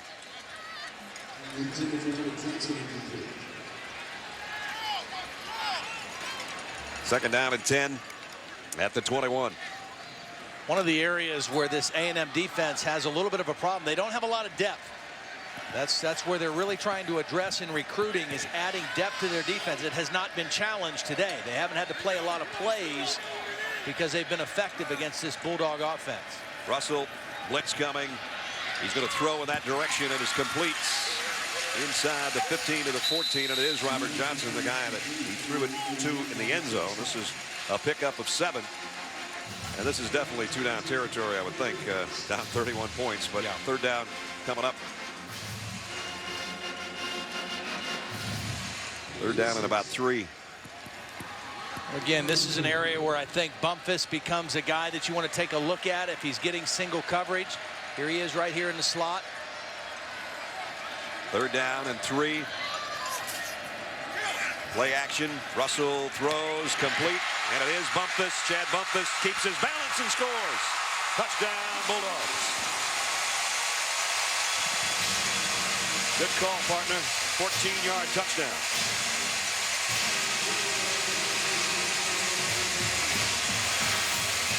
See, Bumpus is not a guy that's going to run by you, but when he catches the ball, that's when he becomes most dangerous. His ability to make people miss and break tackles after the catch, and he gets Mississippi State on the scoreboard. 58-yard drive, and they take advantage of it. The good field position turned it into a touchdown. Their first of the day. Something for the fans to cheer about and ring the cowbells. Tyler Russell hooking up with Bumpus. 14-yard touchdown pass.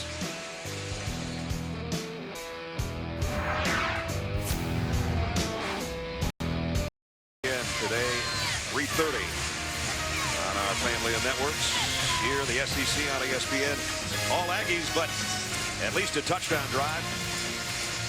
On the last play, Chad Bumpus with the reception. 14-yard score. His 7th receiving touchdown of the year. Devin Bell to kick.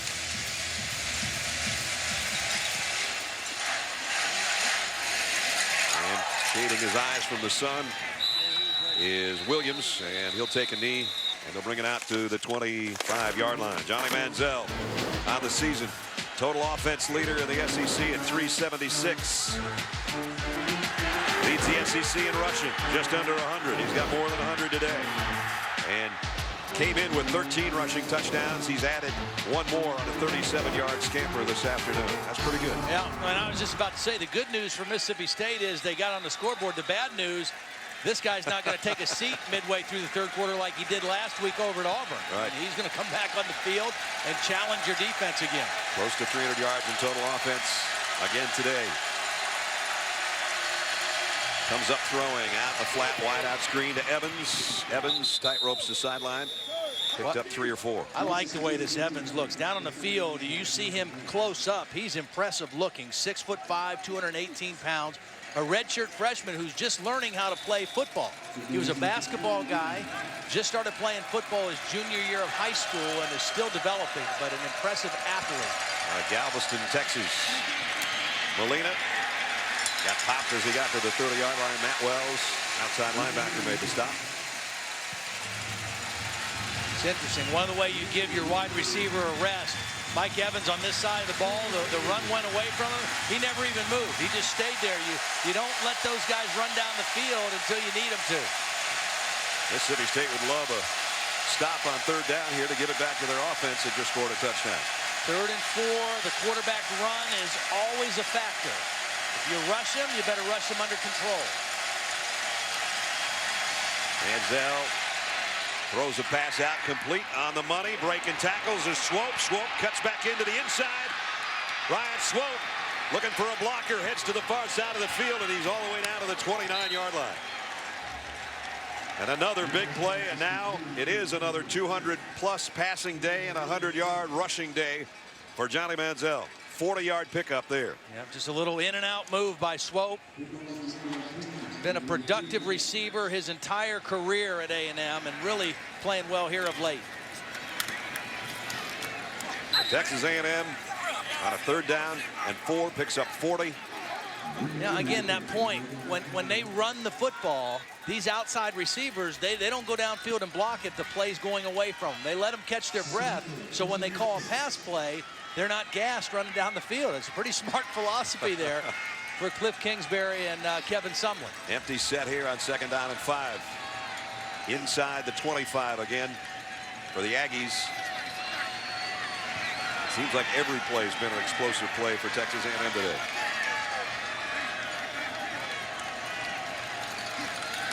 Manziel, quarterback draw all the way. And they're going to corral him this time and stop him at the line of scrimmage. Orlando Bohanna, middle linebacker. Nice play. Yeah, it looked like Bohanna was going to get outflanked. It looked like Manziel was going to make that move and get outside of him, but Bohanna was able to stay in position, get a hold of the back of the jersey, and not let go. Molina back in the backfield with Manziel on 3rd down and 4. Remember, A&M's got kind of a shaky field goal kicker. So a stop here by Mississippi State. They might get out of this without points. Manziel all day to throw. Running out now and throwing it away. Now see, that's right there is a little bit of the growth of Johnny Manziel. Earlier in the year, he would have reversed his field and tried to make a play running away and probably would have gotten sacked. The last minute he realized, you know what, this play's done. Let me throw it away and not take a loss. And now at least if we're going to go for it on 4th down, we have a 4th and reasonable distance left to go. Now this is Kevin Sumlin going on 4th down because he doesn't have tremendous faith in his field goal kicker. Not that he's trying to pour it on here. Right. 4th down and 6. Cowbells are clanging. And Mississippi State get a stop here.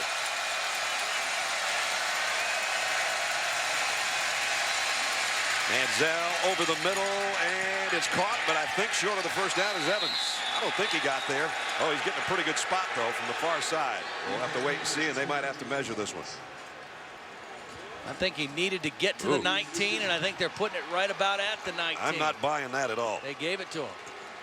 I'm not buying the spot. I'm not buying the 1st down without checking. But they moved the sticks, and it's too late to do anything about it now.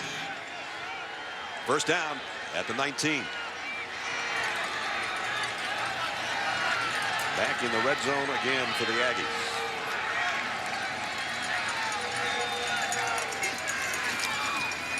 Manziel Throws over the middle again. It's Swope again, and it's 1st and goal at the 6. When you're playing the team that's leading the SEC in rushing, you have to respect the run fake. So linebackers have to honor that fake, and they're just throwing right beyond the linebackers. Now Molina gets close to the 2. Cameron Lawrence holding on for dear life, along with Devin Jones to make the tackle. But again, Mississippi State barely getting back defensively, and A&M's ready to go. 2nd and goal. Molina got close to the 1. Matt Wells, the outside linebacker, makes the hit. Well, they tried to slip Molina in on that play. Now he doesn't get in. He's not the biggest back, so now they bring their big personnel in. Now they've got 5 offensive linemen up there, 6 actually. They bring one in and line up at the end of the line like a tight end. So this is their heavy formation. 3rd down and goal. Manziel, bootleg. Now he's going to keep it. Dives. I think the ball came out. That was his helmet. I thought it was the ball. I think it might have been his helmet. Well, Mississippi State's got the ball, and they're saying touchback. There's going to be a discussion about this, but it's Mississippi State ball according to the officials. The ball was fumbled forward into the end zone. Therefore, it is a touchback. Wow. 1st down on the 20-yard line, Mississippi State. Big play for the Bulldogs defense. Well, obviously, he's trying to reach the ball across. Pretty good defense to force him back inside. All the ball has to do is cross the plane. If he has control and the ball crosses the plane to the end zone, it's a touchdown. It's out. Well, I don't know. Lawrence. All it has to do is cross there. the plane. If he has control and the ball crosses the plane, it's a touchdown. Is under further review.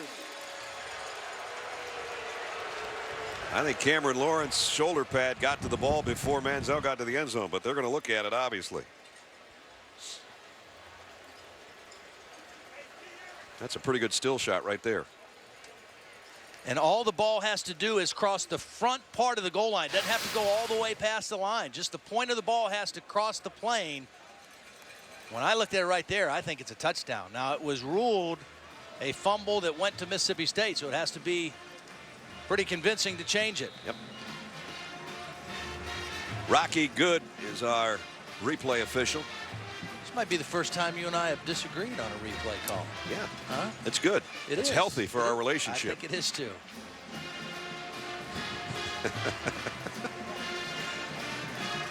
.349 remaining in the 3rd quarter. Pretty instinctive play by him, though. You know, he wanted to get outside on the bootleg. They had that defended. It was good discipline by the Mississippi State defense to force him back inside.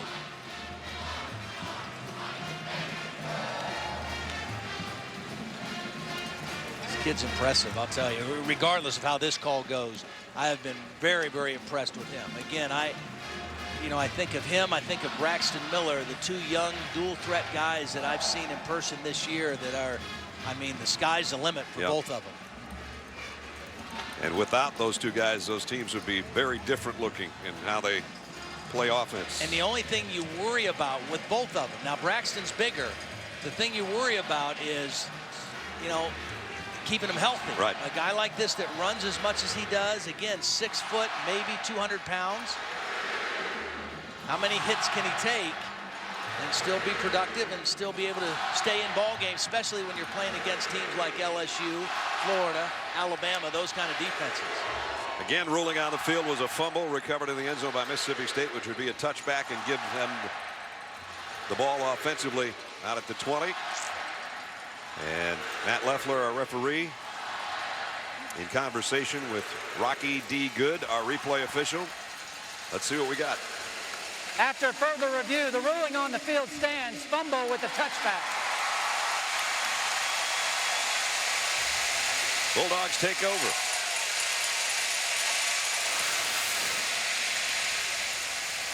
Again, Cameron Lawrence, number 10, the linebacker, is the guy that's going to make contact with the ball, and Manziel. I've been impressed with Lawrence. He has played a heck of a football game today after being one of the best players on the field last week in the loss to Alabama. So Tyler Russell And the offense on play action looking to throw on first down. Fires wide open.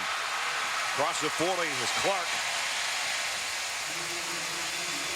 National championship hopes on the line tonight. Kansas State and Oklahoma State getting together on Saturday Night Football presented by Windows. 8 o'clock tonight on ABC. If you haven't seen Colin Klein yet, you get a first-hand look tonight's 23-yard pickup. That'll be a real contrast in step and styles and tempo. Oklahoma State, a lot like A&M. Up-tempo, a lot of plays. Kansas State, much more methodical. Russell fires near side. This time on the run is Bumpus. Bumpus again after the catch can do a lot of things, and he's got it down to the 30-yard line. There's a little bit of light from the stadium. Well, defense came up with a play. Cameron Lawrence jarred the ball loose. 2 completions in a row for Tyler Russell, and they're right in scoring territory. Russell 142 yards now. Picked up 28 more there.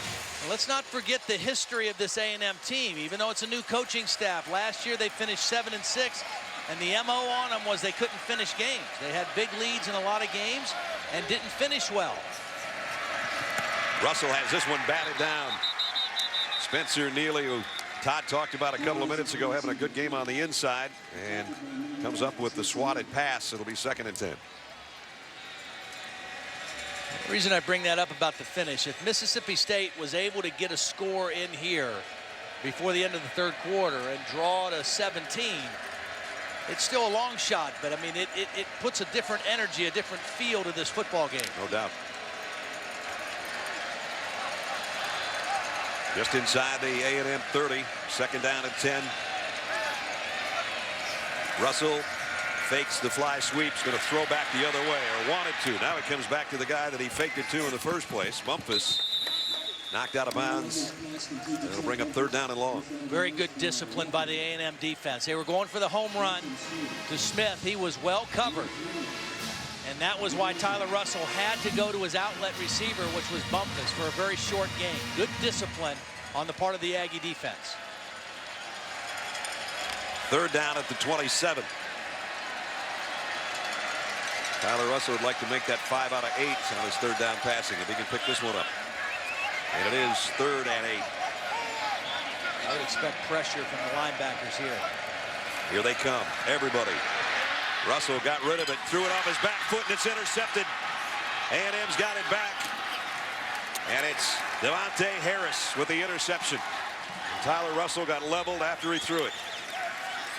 Well, they just brought more than Mississippi State could pick up. And Tony Hurd, the safety, number 4, was the guy who ended up coming unblocked. And Russell, as you mentioned, tried to throw it off his back foot. He threw it behind to his intended receiver, and it was picked off. And not only that, your knee doesn't go in that direction, generally. Watch the end of the play. Ouch. No wonder Tyler Russell limped off. Hopefully he's all right. And Harris with the interception. The freshman gives it back to the Aggies offense at the 25-yard line. Molina. And again, 3 yards for Molina. Hughes and McKinney make the stop. We're down to 2 minutes remaining in the 3rd quarter. And was that the last chance to change the complexion of the game? It might have been.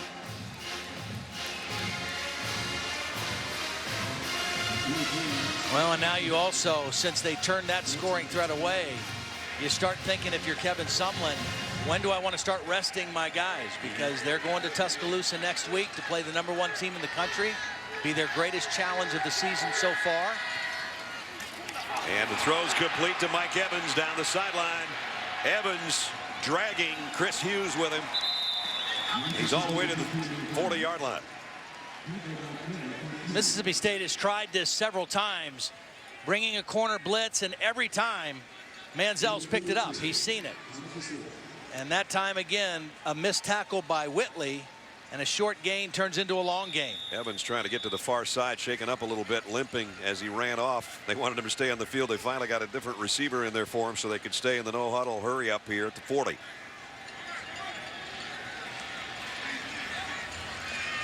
Manziel in the gun, set to throw again. Scanning the field. Now he'll keep it. Tucks it away, got around the first guy, and run out of bounds in front of the Mississippi State bench. after a pickup of 3. There's a guy that had the interception they're trying to take advantage of.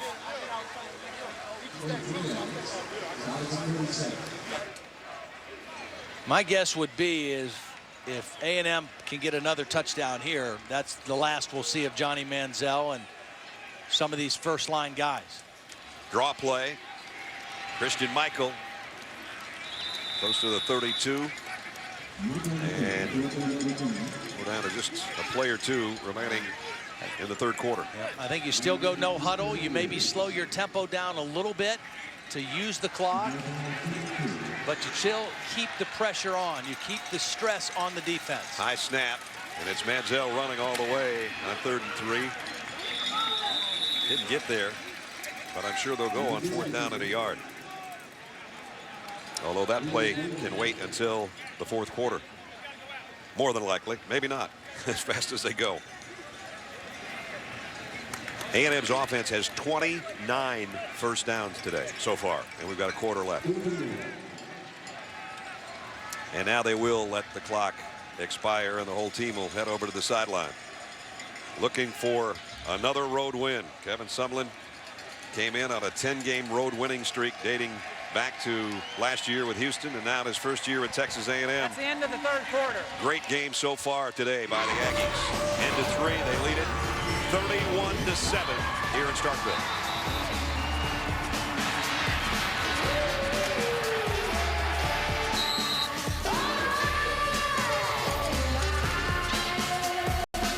Millions of people on the East Coast have been affected by Hurricane Sandy, as we all know. The Red Cross is currently helping to feed, clothe, and shelter people in 9 states. The relief efforts will continue for months and are very costly. If you want to donate, go to www.redcross.org or call 1-800-RED-CROSS or text Red Cross to 90099 to donate $10 or more. Bully, not a good day, partner. Entering the 4th quarter, it's 31-7. Texas A&M in front and with the ball. Brad Nessler, Todd Blackledge, Holly Rowe, and our ESPN crew in Starkville. Johnny Manziel is indeed out. Showers is in at quarterback, and number 3 goes out. He's coming right back in. He just came out for the 4th down play. They gave him a 1-play break. And Showers and the offense pick up the 1st down. So they've got it 1st and 10 at the 29. Again, you can see they're slowing their pace down. They're going to use the clock. Still go no huddle, but just slow everything down, which is smart. I mean, why go super fast now when the clock is your friend? Play fake, throw out in the flat to Swope, and Swope spins his way down the sideline for a couple. Swope was a high school running back at Austin Westlake High School. Immediately became a wide receiver when he got to A&M, and back-to-back years broke the season reception mark. Christian Michael on the carry. Swope's got 8 catches on the day for 113 yards. So everybody's clicking right now offensively for A&M. Here's Manziel. This time they've got him wrapped up. Nice job by Deontay Skinner, the outside linebacker. Can't get away every time. And he's upset with himself. Like, darn it. How did I not get around that guy? They'll bring out Bertolette to try a field goal.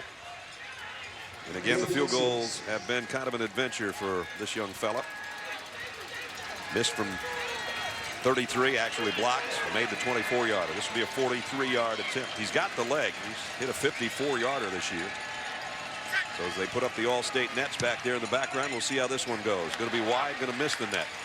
Somebody made a nice catch back there in the end zone seats. No good. Still 31-7.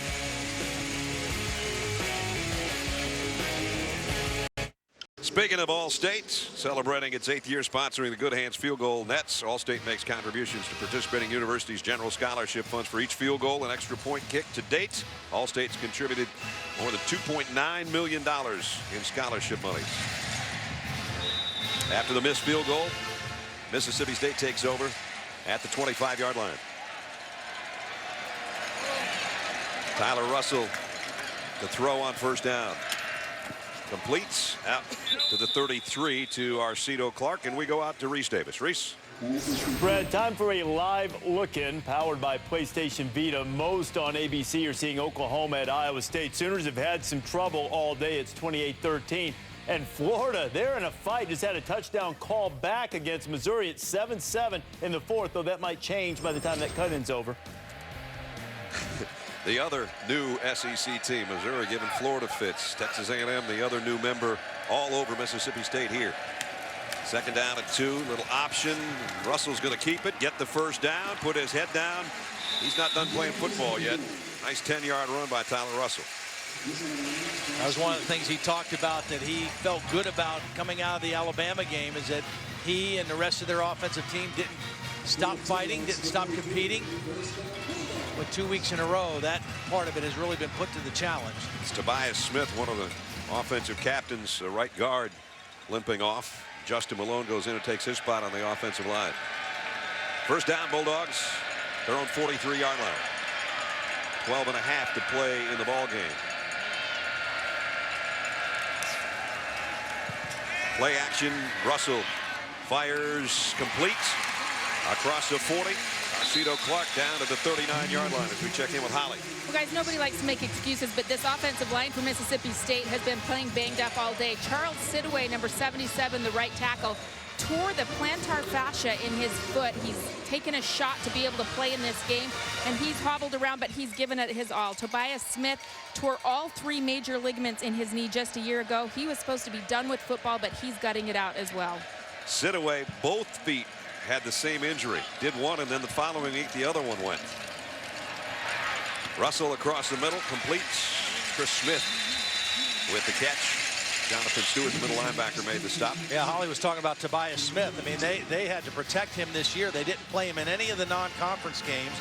And then the games where he was going to play, he only practiced on Tuesday and Thursday. So, you know, really had to be careful with him, and he had to come out of the ball game here a couple plays ago. What they call him, the Jimmy Buffett guy? Yeah. Tuesday, Thursday, Saturday? Yep. Second down, 3. A&M showing that they might bring pressure. They back out of that. Just a 3-man rush. Pass, nice catch. And almost a horse collar tackle there by Sean Porter, but he got his hand out of there. I guess Bumpus picked up 7, and it's another Mississippi State first down. Well, a couple plays in a row where Mark Snyder pulled off the pressure. Tyler Russell able to stand in the pocket and make some throws downfield. I would expect pressure now. After that first down, they're inside the 30-yard line. I would expect them to bring a little extra heat on Tyler Russell on this play. See if that's what Mark dialed up over there on the sideline. Josh Robinson in the backfield for one of the first times today. Tyler Russell has a look at that wristband. First down, and now First timeout. they got to take a timeout. State. Don't want to waste an opportunity here. Try to somehow scratch their way back in the game, trailing by 24.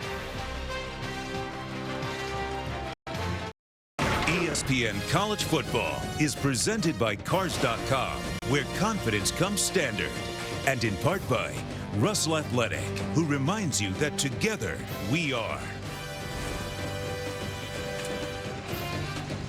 Back in Starkville, Mississippi State on the drive.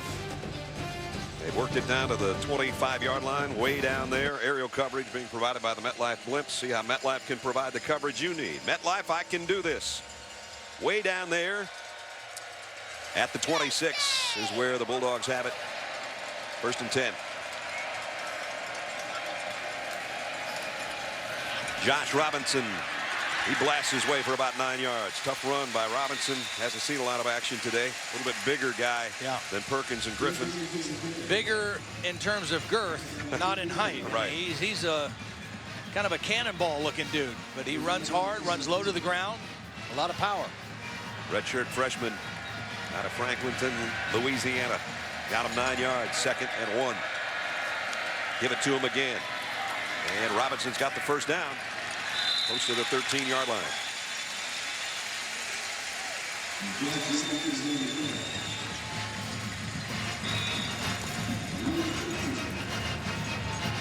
Eighth play of the drive coming up. It's taking them over 60 yards, but it's also taken them 3.5 minutes. They need points, and they need them fast. And unlike Texas A&M, they're huddling before they come out to the play. And we're under 10 minutes remaining in the fourth quarter. Bulldogs at the 13-yard line. First down throw coming up for Tyler Russell. Floats it out complete to Robinson. And he's got almost another first down. Very close to it. Nice call that time by Dan Mullen. Anticipating pressure. A&M did bring pressure, and normally you expect your back to stay in and block, and they purposely let him go out into the pass route, and he was the intended receiver, and they got it down close to the goal line. Tyler Russell all the way over to talk to Dan Mullen, and now runs back to the huddle. Play clock at 15 as they break the huddle, and it's second down and about a yard. Second and a yard for the first down. 4 yards for the touchdown. Russell's perfect on this drive. He's going to keep it on a quarterback draw, and he's in. Touchdown, Mississippi State. Nice job. Normally that would be where they would bring Dak Prescott in to run that play down by the goal line. They keep Russell in. They run the same play, the quarterback run, and he takes it in for the touchdown. Little fake to the back and then follow up through there. The guard pulling on the backside, Justin Malone. Touchdown, Mississippi State. Tyler Russell's second rushing touchdown of the season. And they're going to go for 2. Trying to make it a 2-possession game. 2 really big possession game.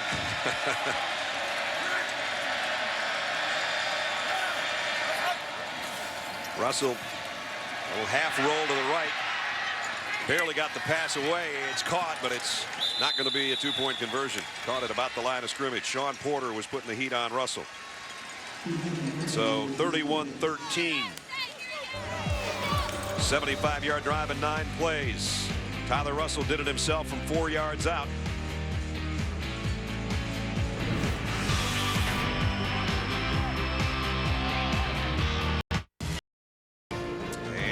Mississippi State just scored. 75-yard drive. Didn't get the 2-point conversion. 31-13.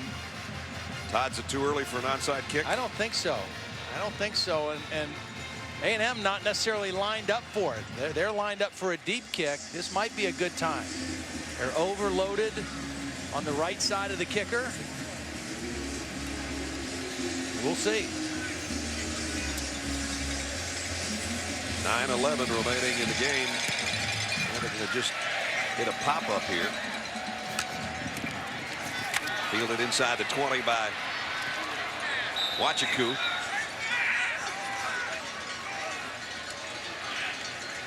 And before a snap from Johnny Manziel, let's check in with Reese Davis. Reese. All right, Brad, time for Sports Center right now, presented by Discover Card on ESPN2. Florida been struggling on offense all day. Jeff Driscoll dumps it to Mike Gillislee. You might have seen that in a little update we gave you a minute ago. And Gillislee did finish the 45-yard touchdown. Gators up 14-7. Here it's Johnny Manziel and Texas A&M working from their own 35-yard line. Nice hit right at the line of scrimmage. And Christian Michael bounced off of that somehow, and he's going to end up losing 2 yards as it is. Nico Autry was the guy that made the first contact. Jay Hughes made the tackle, and we got a man down. And that's Josh Boyd, one of the senior tackles. Shaken up for Mississippi State.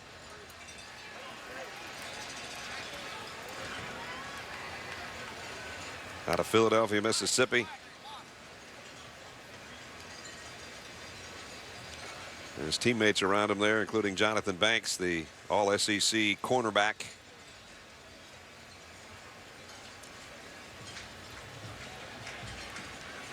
Mississippi State, a team that came in 6th in the country in turnover margin, plus 13. It was even better than that before they played Alabama last week. And Ledge, right now would be the time to come up with a turnover and give it back to their offense with a chance, at least, to get back in the game. Well, and it's kind of an interesting situation for A&M too, because I really think had they scored to go up 38-7, I think that would have been it for Johnny Manziel. Would have been it for some of their starting offensive linemen and backs and receivers. But as it turns out, they don't get that score. Mississippi State comes back and gets another score, and now you got to kind of still play the same way here, maybe for the rest of the game. Yep. So Josh comes off under his own power. P.J. Jones goes in to take his spot at defensive tackle. And it's 2nd down and 12 for the Aggie offense. Play action. Manziel fires far side, completes across the 40 out to Mike Evans. It's going to bring up a 3rd down and 4. I just think the key to this team, I mean, Manziel is special. There's no question they've got some talent at wideout, but this offensive line is outstanding.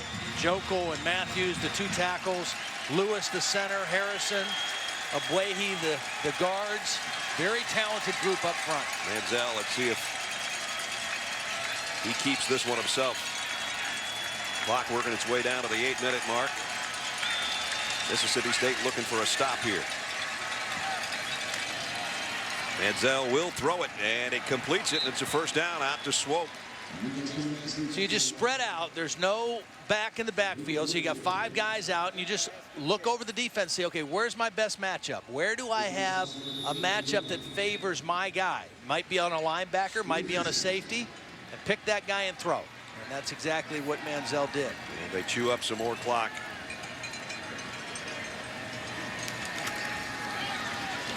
Back to Molina. Molina into the secondary. All the way down to the 35-yard line. Boy, nice cut. Well, he planted that left foot in the ground and broke it back out to the backside, and there was no contain there. And nice job alternating Molina and Michael. Keeps them both fresh. Molina again got the corner. Carrying the ball in his right hand there, and dropped by Jay Hughes. Another 8-yard pickup. So Molina 24 yards in the last 2 carries. There's Michael, the other guy that's been in there. Trey Williams also played true freshman before he went out with what we thought was cramps on a warm day here in Starkville. 2nd down and 2. Going to work our way down to 7 minutes remaining in the game.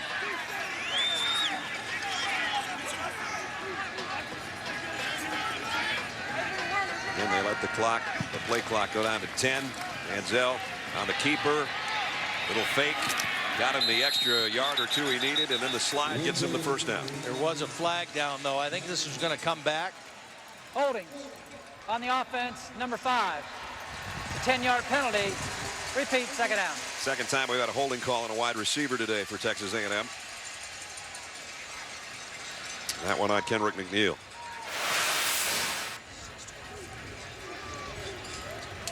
Right there. Yep, right hand. Wasn't much, but it was enough to draw the flag, and the right call. Holding on Jamerson Love. A little bit of love there. 6:49 remaining, and the team that came in averaging 543 yards of offense, which was 5th in the nation, has 623 right now. And they're going to add to it with this play to Molina. And Molina down the sideline, cuts back inside the 20 and down to the 12 or 13-yard line before they finally get him down. That makes the 5th time this season they've gone over 600 yards. Their season high was 716 against Arkansas, which is like video game like. Yep. I mean, those numbers. The last time Mississippi State allowed that much was 11 years ago. Over 600, that is, and they're well over 600. I think the only reason they're not going to get to 700, they might not get the ball back. Yeah. It's fun to call plays if you're Cliff Kingsbury when you got the trigger man like number 2, Johnny Manziel, the redshirt freshman quarterback, who is kind of, I don't know, he shocked me, even though I've seen him on TV. I haven't seen him in person, and now he just cruises in for another touchdown. A 7-yard touchdown run by Manziel. Well, I'm going to say it again. I'm intrigued. As we take a look at the replay, little lead option. They cover the pitch man. They don't get to the quarterback. That's because the right tackle, Jake Matthews, is able to get to the 2nd level and get a piece of the linebacker responsible for the quarterback. I'm intrigued by watching this offense against Alabama's defense next week. I think that's going to be really interesting to watch. Bertolet, extra point is good, with just under 6 minutes remaining in the ball game, as Texas A&M took it right down the field again. 65 yards in 9 plays. Number 2 with his 2nd touchdown rushing of the day.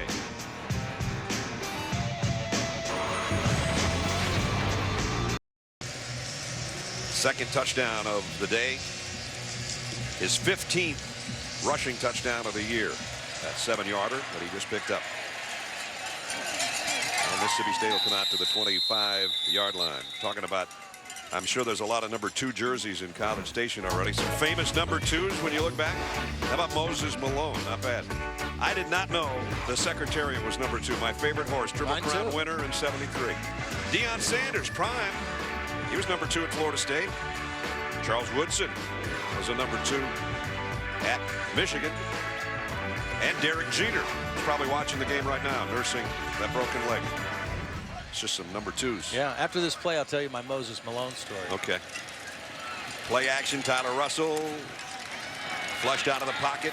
Throws on the run and caught out to the 32-yard line. I was in junior high school living in Lexington, Kentucky. My dad was a football coach at Kentucky, and Moses Malone was being recruited to play basketball at Kentucky, and I met him at a friend of mine's house. And he was a high school senior, and he was gigantic. He had a big bandage over the bridge of his nose. He was the biggest guy I'd ever seen. And somebody asked him, you know, how'd you do last night? And he said, pretty good. I had 40 bounds. I said, what? 40 points? No, 40 rebounds. 40 rebounds. Okay. That's pretty good. That is good. Dominating the glass. Second down at 4. Russell throws across the middle. First down. And Mississippi State's with a little over 5 minutes left. I will say one thing for Mississippi State, and Holly talked about it when she came out of the locker room and talked to Dan Mullen. He said, I want to see effort. I don't want to see guys that are going to quit. They didn't quit in the second half. They didn't. They hung in there. They kept playing hard. They still got some meaningful games left. I think it's just, you know, they still have a ways to go to get to the upper echelon. And I think, you know, A&M, a lot of people wondered coming into the SEC, you know, would they be able to compete? Would they be able to hold their own? And I think offensively, certainly they are. Throw complete and out of bounds on the far side. Nick Griffin stops the clock with 4:38, so it doesn't stop the clock. Still rolling. I've been impressed with A&M. You know, and you look at their schedule. I mean, 2 losses coming in against 2 very, very good football teams.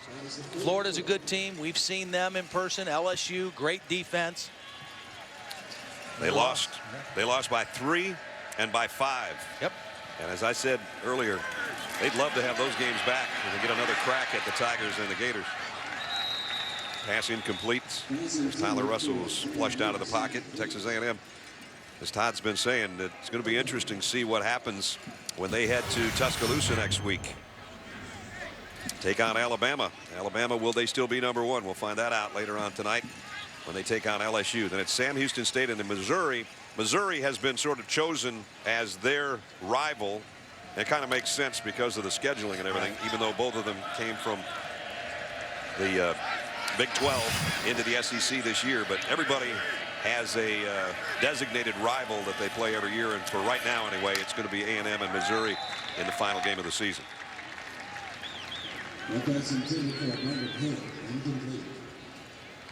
Kevin Sumlin, boy, has he done a good job. First at Houston and now here.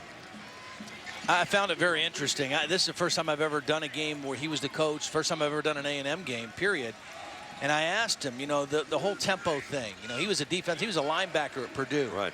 And now he's known as an offensive guy as much as anything. You know, what made you decide to go to this kind of tempo? Wait to the end of this play and finish. 4th down. Mississippi State throwing deep down the middle and incomplete behind Jamie and Lewis, intended receiver.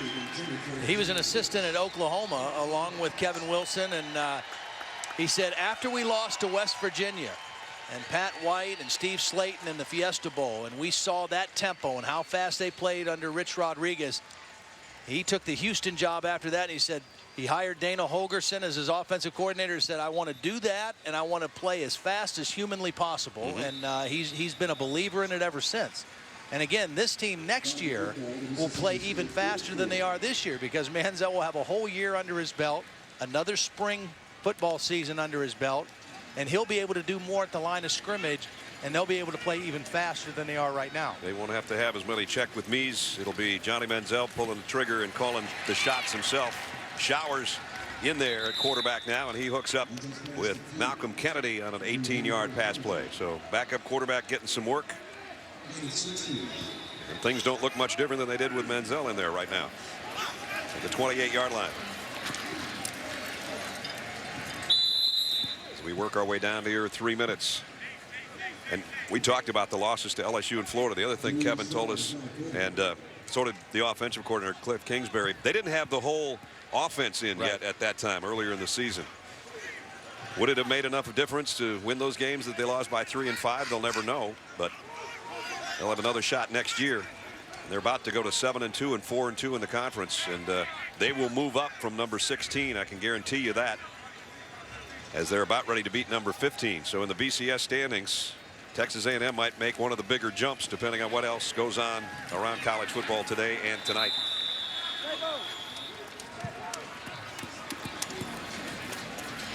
Cliff, who was a heck of a quarterback in his own right, he knows about pulling the trigger and high-powered offenses because he was part of one in his college days, and now he's got a quarterback, a couple quarterbacks that he can count on. And Kingsbury obviously had the upbringing in coaching and in playing with Mike Leach at Texas Tech, but also spent time with the New England Patriots as a pro player and around their organization and how they do things and ran things. You can't do much better than how they run things.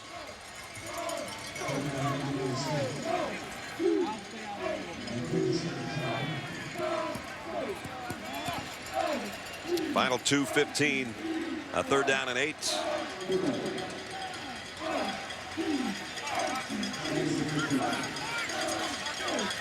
And Showers in for Johnny Manziel running the show.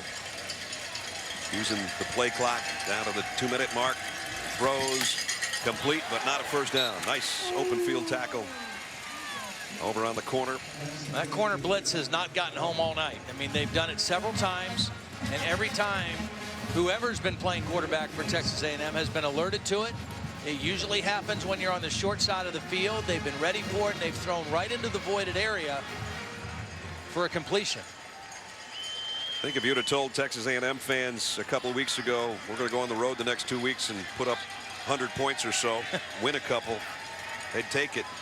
After beating Auburn last week, they're going to win this one today in the next minute and 20 seconds.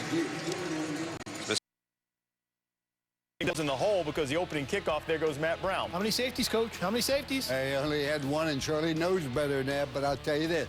Louisville just has a way of winning. He's done a tremendous job of leading that football team. And of course, it helps if you have a great quarterback. Charlie told me that he got his kickoff coverage direct.